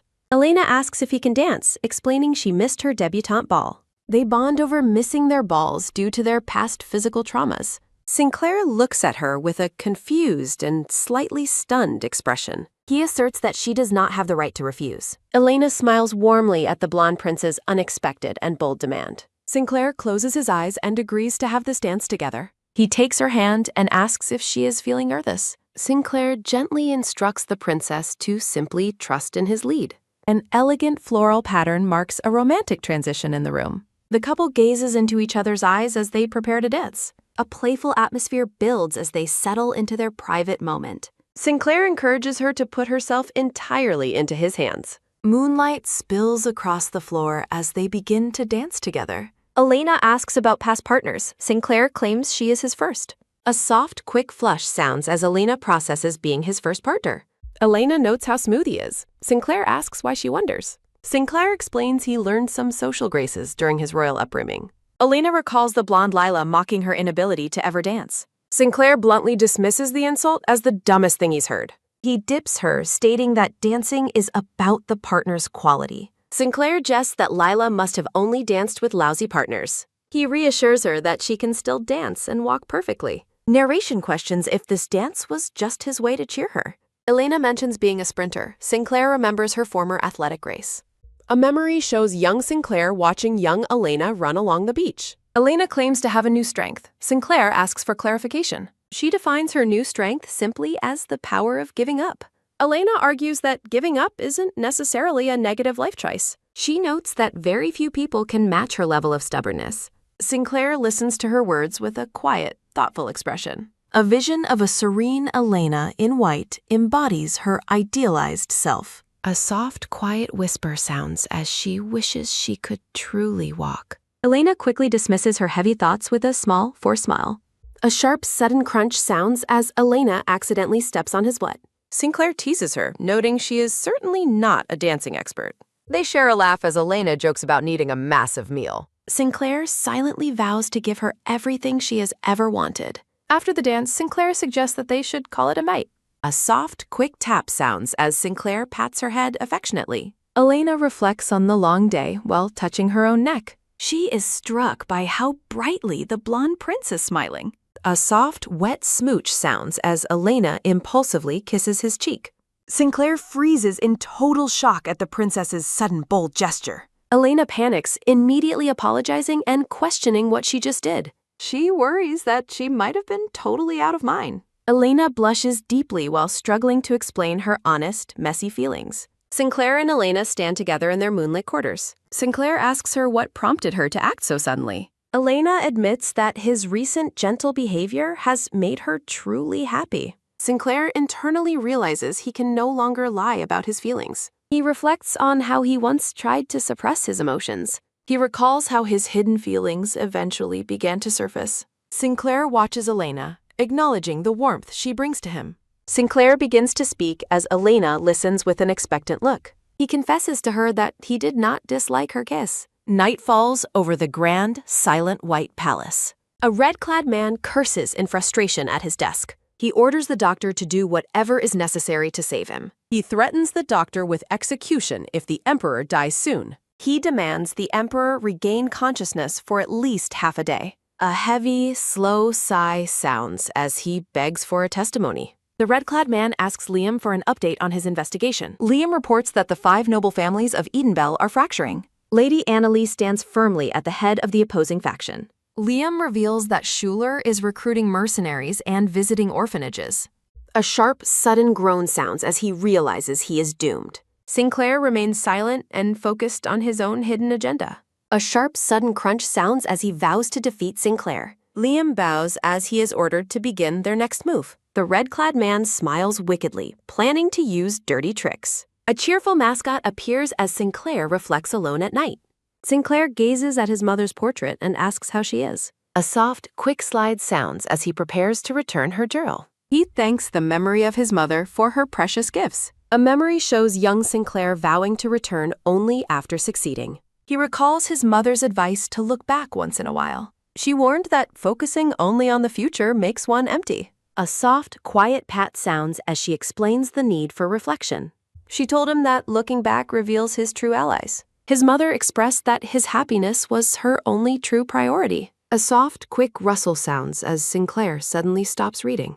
A memory shows him finding joy in reading the woman's journal. They once shared quiet, peaceful moments by the warm fireplace. Sinclair stares at the open pages with a somber expression. He recalls a bright memory of his mother laughing joyfully. A soft, quick sigh sounds as he closes the journal. He reflects on the fear others feel toward his new wife. He remembers their wedding ceremony as a truly special event. A memory shows Elena writing in the journal by his side. Sinclair is overwhelmed by the weight of his own dark guilt. A heavy, sudden thud sounds as he collapses to the floor. A sharp, sudden sob sounds as he laments ruining her life. Sinclair struggles to resolve the deep contradictions within his heart. He wonders if he can ever truly have a future together. He calls out Elena's name in a moment of despair. Sunlight breaks over the spires of the White Palace towers. Ryan, Voltaire, and Sinclair gather for a tense private meeting. Sinclair asks Ryan if he intends to attend Lady Annalie's gathering. Ryan shakes his head, firmly stating he has no intention of going. Sinclair predicts that Ryan's father will be absolutely furious at this rebellion. Ryan laughs dismissively, calling it his late-blooming rebellious phase. Chibi Sinclair is shocked by Ryan's reckless and casual attitude toward politics. Sinclair remains seated, his expression turning serious and focused. Voltaire notes Sinclair won't let the throne go without a fight. A thought suggests the palace is likely in a state of complete chaos. A serene vision of Elena embodies her former grace and athletic strength. Narrative text emphasizes that waking the emperor would change everything. Sinclair listens intently to the brewing political storm within the capital. Voltaire questions Ryan's claim of being a cast-aside member of society. Her attention is taken by a sudden, sharp bang sound in. A messy, sudden splash sounds as tea overflows from Voltaire's cup. Voltaire is startled to see Lady Perrin's angry, determined face. Rhythmic, heavy thuds sound as she marches forward into the room. Rumors claim Sinclair targeted the princess because he couldn't hit Sinclair directly. A sharp, quick rustle sounds as she seizes Voltaire's puffing. A heavy, sudden scrape sounds as Ryan pushes back his tur. Water flows peacefully over the garden's ornate, flower-patterned fountain. The wind carries a soft, quiet rush through the garden. A maid watches Elena with an expression of deep, hidden worry. Sunlight glints off the water in the quiet, peaceful palace garden. Elena continues to process the weight of the rumors concerning her. Elena thanks the maids, complimenting the delicious meal they provided. The maids are baffled by Elena's unnaturally calm and collected behavior. A nervous maid reaches out, asking if she is truly all right. Elena calmly asks if the maids are referring to the rumors about her. A soft, rhythmic clicking sounds as Sinclair approaches the group. Steady, heavy footsteps sound on the stone path as Sinclair approaches. The royal couple stands alone within the quiet, sun-drenched gazebo. Sinclair struggles with the weight of what he must say to her. Vicious rumors label Elena as a common seductress with lowly origins. Schuler receives the reports about the spreading, ugly gossip in the palace. Narrative text details claims that she ruined and stole from her family. Malicious gossip suggests her leg injury resulted from illicit social work. Rumors paint her as a snake targeting the throne of the empress. Sinclair considers whether he should apologize or simply offer comfort. Elena asks why he looks so deeply and guiltily troubled today. Elena gazes at him with an expectant and quiet expression. Sinclair admits he hates the sleazy gossip currently surrounding the princess. He acknowledges that he is the primary cause of her current suffering. A soft, quiet whisper sounds as he leans in to console her. Sinclair offers a small, comforting smile to his dark-haired princess. Narrative text expresses his firm decision to move forward without regret. Elena returns his look with a warm and radiant smile. A sharp, sudden crunch sounds as he tightens his fist. Elena remains silent, processing the weight of Sinclair's protective words. A soft, quick rustle sounds as their hands meet in agreement. Elena reassures Sinclair that she will remain perfectly fine, regardless of the moves he decides to make. The royal couple shares a quiet moment of mutual understanding as they stand together within the garden gazebo. Sinclair offers a warm smile, admitting he almost forgot that Elena has always been a strong and sharp person. Narrative text suggests that being labeled as cunning is far more preferable than being considered foolish or stupid. Sinclair laughs heartily, predicting that their shared reputation will certainly cause a stir wherever they choose to go. Sinclair proposes a confident tour of all Edenbell, and Elena readily agrees that the plan sounds like a good idea. Sinclair decides they should make their public debut using the most ostentatiously extravagant carriage in their possession. The crests and names of the powerful families, Heswin, Walter, Rockford, Lunbury, and Frederick, are displayed. Text reveals that these noble families have conspired together since the current emperor first ascended to the throne. Elena sits thoughtfully inside the carriage as they travel, reflecting on the complex political landscape of the kingdom. Narrative text identifies the gray-haired Duke Heswin as the primary power player among the conspiring noble factions. Duke Heswin stands confidently with crossed arms, backed by the dark silhouettes of his many noble allies. Looking out at the massive Heswin estate, Elena remarks that its grandeur could easily rival the imperial palace itself. Sinclair looks over at his princess as she ponders the existence of such a powerful and influential rival family. Sinclair explains that the family unfortunately supported the wrong candidate during his grandfather's rise to power. A heavy, sudden thud sounds as the carriage wheel rolls, and Sinclair notes they backed the crown prince instead. He recounts how his grandfather nearly destroyed them, forcing the family to surrender half their fortune to survive. Elena realizes that surrendering their wealth and lands was the only way they managed to keep their legacy alive. Elena reflects on how the historical struggle between the throne and the nobles mirrors the current royal rivalry. Elena asks Sinclair if he has ever attended one of Duke Heswin's legendary birthday celebrations in the past. Sinclair confirms he has never attended as their ornate carriage pulls up to the entrance of the massive estate. Sinclair explains that the Duke hosts these events specifically to prevent the various noble families from fracturing. Elena considers that with the emperor currently in a coma, the Duke is likely seeking a solid backup plan. A soft, quiet sigh sounds as Sinclair wonders if the emperor would still favor Hister if he woke up. Elena quickly dismisses the thought, noting the emperor's well-known tendency to dote on the Hister family. A sharp, sudden creak sounds as the royal carriage finally arrives at the Duke's grand, blue-roofed mansion. A soft, quick slide sounds as Sinclair helps Elena step out of the carriage onto the paved ground. The royal couple presents a unified and elegant front as they prepare to enter the Duke's social gathering. Elena is eager to demonstrate the meaning of true cunning, and Sinclair agrees that the time has come. Rhythmic, heavy thuds sound as Elena focuses on walking steadily in her white and green floral-patterned shoes. Sinclair offers his arm to Elena, and they walk toward the party with a sense of renewed purpose. The grand ballroom is filled with noble guests gathered around a lavishly set and food-laden banquet table. Duke Hezwin is completely caught off guard and startled when he realizes the prince has actually arrived. The Duke admits he didn't expect them, while Sinclair asks if he is surprised to see an uninvited guest. Elena offers a pleasant and radiant smile as she observes the Duke's visibly flustered and shocked reaction. The camera focuses on the intricate floral patterns and layered ruffles of Elena's elegant green and white gown. Sinclair compliments the Duke's accomplishments, causing the older man to laugh nervously and touch his own hair. Narrative text notes the Duke's observation that Elena is a strange woman who defies all his expectations. Elena watches the room with a calm and serene expression, ignoring the prying eyes of the other noble guests. Text emphasizes that her refined and composed behavior is a direct contradiction to the malicious rumors about her. Over a table filled with roasted meats and vegetables, Elena vows to be more confident in the future.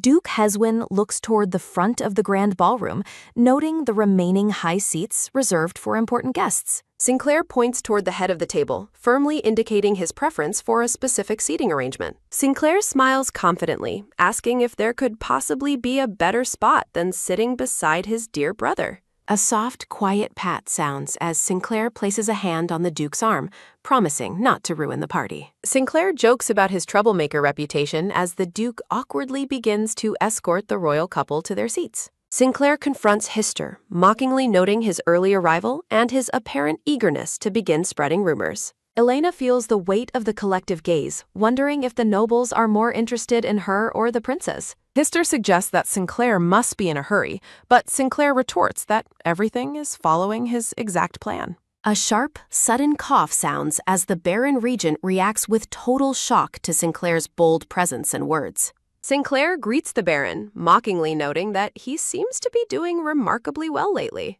Sinclair suggests the Baron's good mood stems from his fourth mistress recently giving birth to a son. The Baron is visibly shocked and sweating as Sinclair reveals he knows the mistress's origin. Sinclair explains that the noble Melvin lost his title for pulling stunts similar to those of the Baron. Sinclair accuses Hister of aiding the families who were punished for trying to sell off the princess. Guests whisper among themselves, wondering if Hister was actually trying to protect victims rather than acting shady. Hister is outraged by the accusations, loudly questioning if his brother has finally lost his mind. Hister accuses Sinclair of slandering their mother just to cover up the princess's ongoing scandal. A heavy, sudden scrape sounds as Sinclair stands to address the entire ballroom. Sinclair prepares to be perfectly clear about his true intentions and feelings toward Elena. Sinclair declares to the crowd that he is willing to marry Elena to secure a major victory. A guest asks Sinclair to comment on the reputation and past of the princess's mother.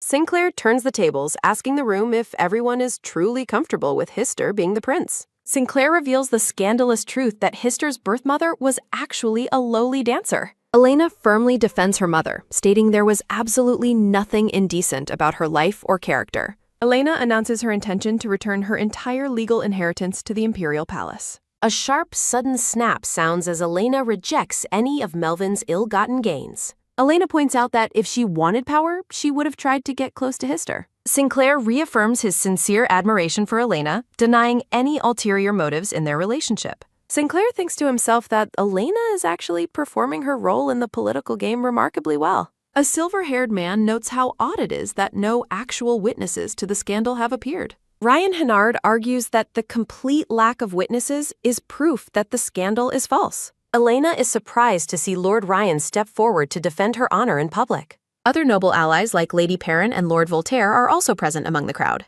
Sinclair wonders why the neutral Ryan Hennard is suddenly choosing to get involved in political squabbles. Ryan points out the strangeness of a scandal blowing up so quickly without any real evidence. A sharp, sudden hush falls as Ryan warns Hister to watch his mouth before the nobles. Hister is furious, threatening to hold everyone accountable for slandering the imperial family. Sinclair realizes the situation is dire and that they must revive the emperor's consciousness immediately. Sinclair moves to settle the matter publicly where all the gathered nobles can see the truth. The royal group moves across the ballroom floor toward the head of the banquet table. Hister yells that his brother is trying to twist the situation using nothing but half-truths. Hister secretly plots to fabricate new evidence against the princess once they return to the palace. Hister remains confident that the entire situation can still be easily resolved in his favor. A heavy, rhythmic thud sounds as a new voice suddenly agrees with the prince's stance. The newcomer insists that everything needs to be revealed right here and now before everyone. The gray-haired emperor makes a shocking entrance, leaving the guests and Hister completely stunned. The emperor announces that he was the one who personally approved the marriage between Sinclair and Elena. Steady, heavy footsteps sound on the floor as the emperor walks toward the center of the room. He confirms that Elena was deemed fit for the role of princess, which is why he granted permission. The grand and ornate imperial crest of the kingdom is displayed in its full glory. The emperor warns that anyone spreading rumors will be charged with defaming the imperial house. The baron bows deeply, thanking the emperor for coming in person to clarify the matter. Guests are shocked as they realize the emperor is clearly siding with Crown Prince Sinclair. Narrative text declares that the tide has officially turned in the race for the next emperor. The emperor demands to know who was behind the attack on him in the sanctuary. Hister is panicked, realizing that the emperor has dared to side with Sinclair over him. Hister calls for the immediate identification and execution of the culprit behind the sanctuary attack. Elena wonders why the emperor is protecting them if he already knows Sinclair is the culprit. Narrative text states that everything now rides on the emperor's very next answer. Sinclair and Hister stand back to back as a narrative box questions where the emperor's true loyalties lie. The gray-haired emperor looks down with a solemn and weary expression as he contemplates the royal rivalry. A text box over a dark, textured background emphasizes a complete lack of connection to the imperial line. Hister reacts with pure shock to the claim that the current scandal has nothing to do with the princes. Hister stands in the ballroom, shouting that the high priest's death must have been a plot by their enemies. A soft, quiet tremble sounds as Hister grips the banquet table, reeling from the emperor's direct confrontation. Sinclair maintains his composure while Hister stares him down, convinced that his brother has manipulated the truth. The emperor firmly shuts down any further debate, announcing that his own private investigation is now underway. A sharp, sudden cough sounds as the emperor's aide suggests he return to the palace to rest further. A heavy, rhythmic thud sounds as the emperor departs the ballroom, followed closely by his loyal attendants. Sinclair commands Schuler to bring forth a specific item as he prepares for his next public move. Steady, heavy footsteps sound as Sinclair considers the social necessity of presenting a gift at a birthday celebration. Sinclair presents a wooden chest to Duke Heswin, offering him cold congratulations on the occasion of his birthday. Sinclair encourages the flustered Duke to open the gift and examine its contents before the gathered guests. The chest reveals a rare southern seedling, a symbolic reminder of the Duke's previous offerings to the crown. A soft, quiet whisper sounds as Sinclair warns the Duke that a second political mistake will have fatal consequences. Sinclair and Elena stand together, looking like a unified front as they prepare to exit the social gathering. The grand dome of the imperial palace stands tall and silent beneath a vast, star-filled night sky. From the shadows of the palace, Sinclair observes that the emperor went to great lengths to shield Hister. Sinclair mockingly applauds the emperor's display of fatherly love while standing in his private bedroom. The emperor's eyes narrow as he listens to his son's biting sarcasm, his expression remaining cold and guarded. A text box shifts the scene back to a few days ago when the emperor first regained consciousness. A sudden, sharp gasp sounds as the bedridden emperor is startled by Sinclair's unannounced and stealthy arrival. Sinclair stands over his father's bed, noting that the emperor should now be well aware of his capabilities. Outside the royal chambers, 2 palace guards stand at attention, completely unaware of the confrontation happening inside. Sinclair describes his intricate network of spies, likening his control over the palace to a predator's hunt. The emperor realizes with horror that Sinclair was the one truly behind the recent threats against him. Sinclair pulls out a dark document, asking if the emperor recognizes the incriminating evidence he is holding. The emperor is visibly shaken as Sinclair reveals he obtained the papers from a knight who served Uria. Sinclair holds up the memo, pointing out the emperor's own handwriting and the official seal shared with Uria. Sinclair warns that exposing this long-held secret would cause absolute chaos within the empire's political structure. Sinclair reminds the emperor that the Azteca loyalists would seek bloody revenge for the murder of his mother. Sinclair offers to bury the evidence if the Emperor agrees to frame Hister for the recent sanctuary scandal. Sinclair suggests a simple test, instructing the Emperor to feign unconsciousness to observe Hister's true behavior. Sinclair sets a 3-day deadline, demanding the Emperor be fully lucid for the duration of the upcoming trial. A sharp, sudden strike sounds as the scene transitions back into a dark and oppressive atmosphere. Sinclair delivers a chilling ultimatum, stating that testifying against Hister is the Emperor's only path to peace. A heavy, rhythmic thud sounds as Hister walks through the palace, still dreaming of his own coronation. Hister rages in private, cursing his father for failing to eliminate Sinclair when the opportunity first arose. Hister looks down at his seemingly comatose father, mockingly calling him a useless and spent old man. Back in the present, Sinclair tells the Emperor he is finally laying all his cards on the table. Sinclair smiles with icy confidence, noting how easily the imperial throne could change hands in an instant. A crimson splash stains the background as Sinclair threatens to launch a full-scale rebellion if Hister takes power. The Emperor is horrified by the prospect of the entire kingdom being drowned in a sea of blood.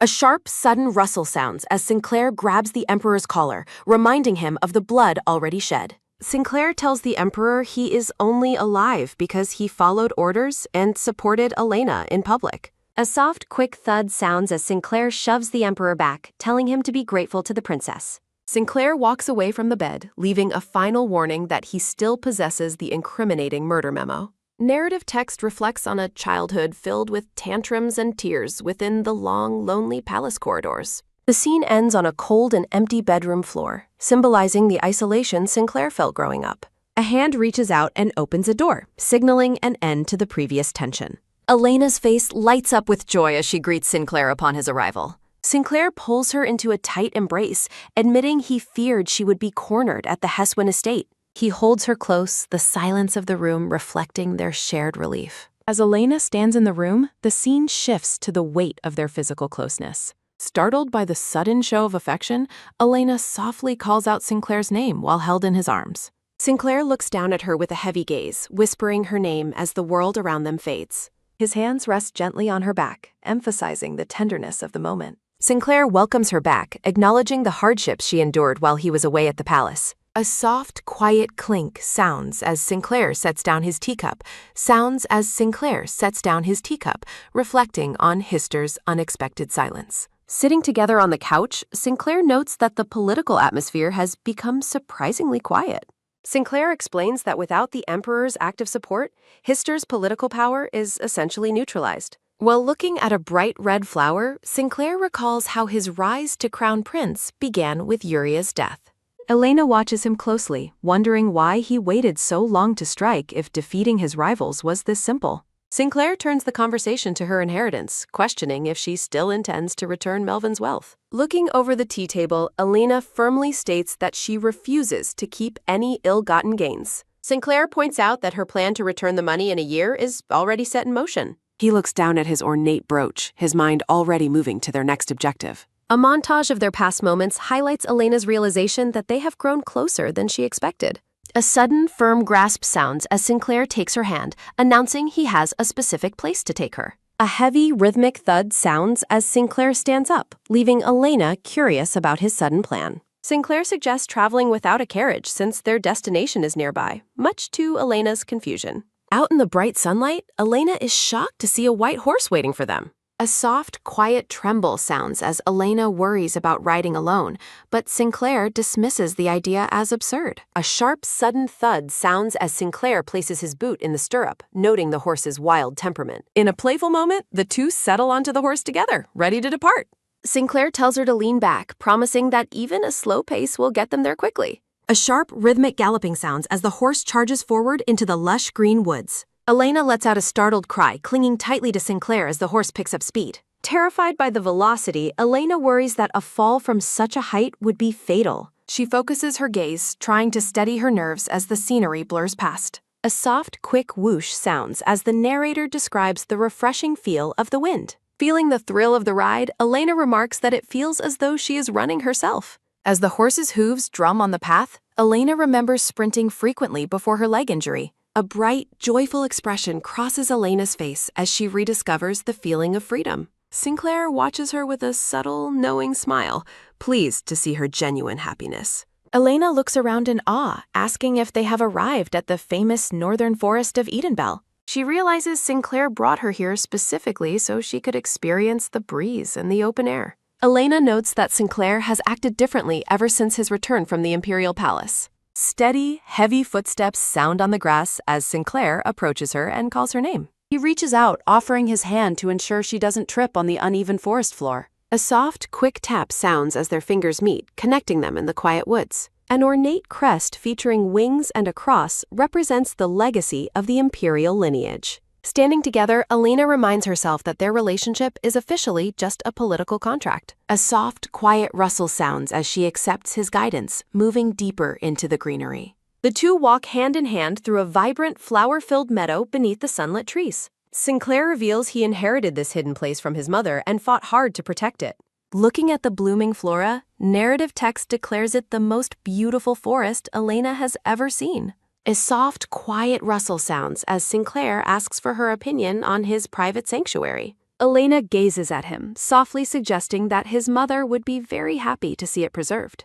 Sitting in the parlor, Elena asks Sinclair for a favor, requesting to move her mother's grave to this forest, and he realizes that is why she came. A voice notes that the forest is near the palace, allowing her mother to watch over the prince more easily. Standing together in the meadow, Sinclair offers to arrange everything immediately if Elena finds the plan acceptable. A soft, quick whoosh sounds as Elena's long brown hair catches the breeze, her expression softening in the quiet forest. Narrative text notes that the vibrant blooms surrounding them represent everything Elena's mother loved in life. In a warm flashback, Elena's mother asks if running in the grass helps clear her daughter's mind. The mother smiles, explaining that after a long run, she always felt as though she could go anywhere in the world.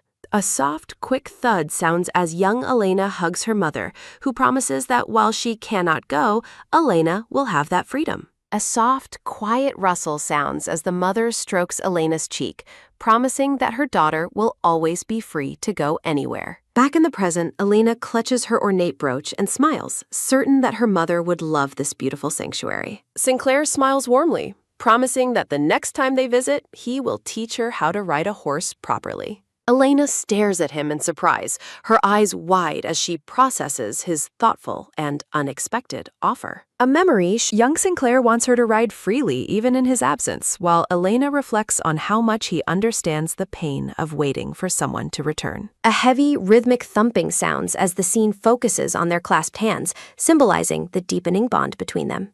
Elena reflects that despite their relationship starting as a political contract, she keeps forgetting that fact when they are together. Looking at Sinclair's gentle expression, she admits to herself that she is starting to believe they have promised each other a real future. A soft, quick whoosh sounds as Elena looks up at Sinclair with an emotional gaze while flower petals drift through the air.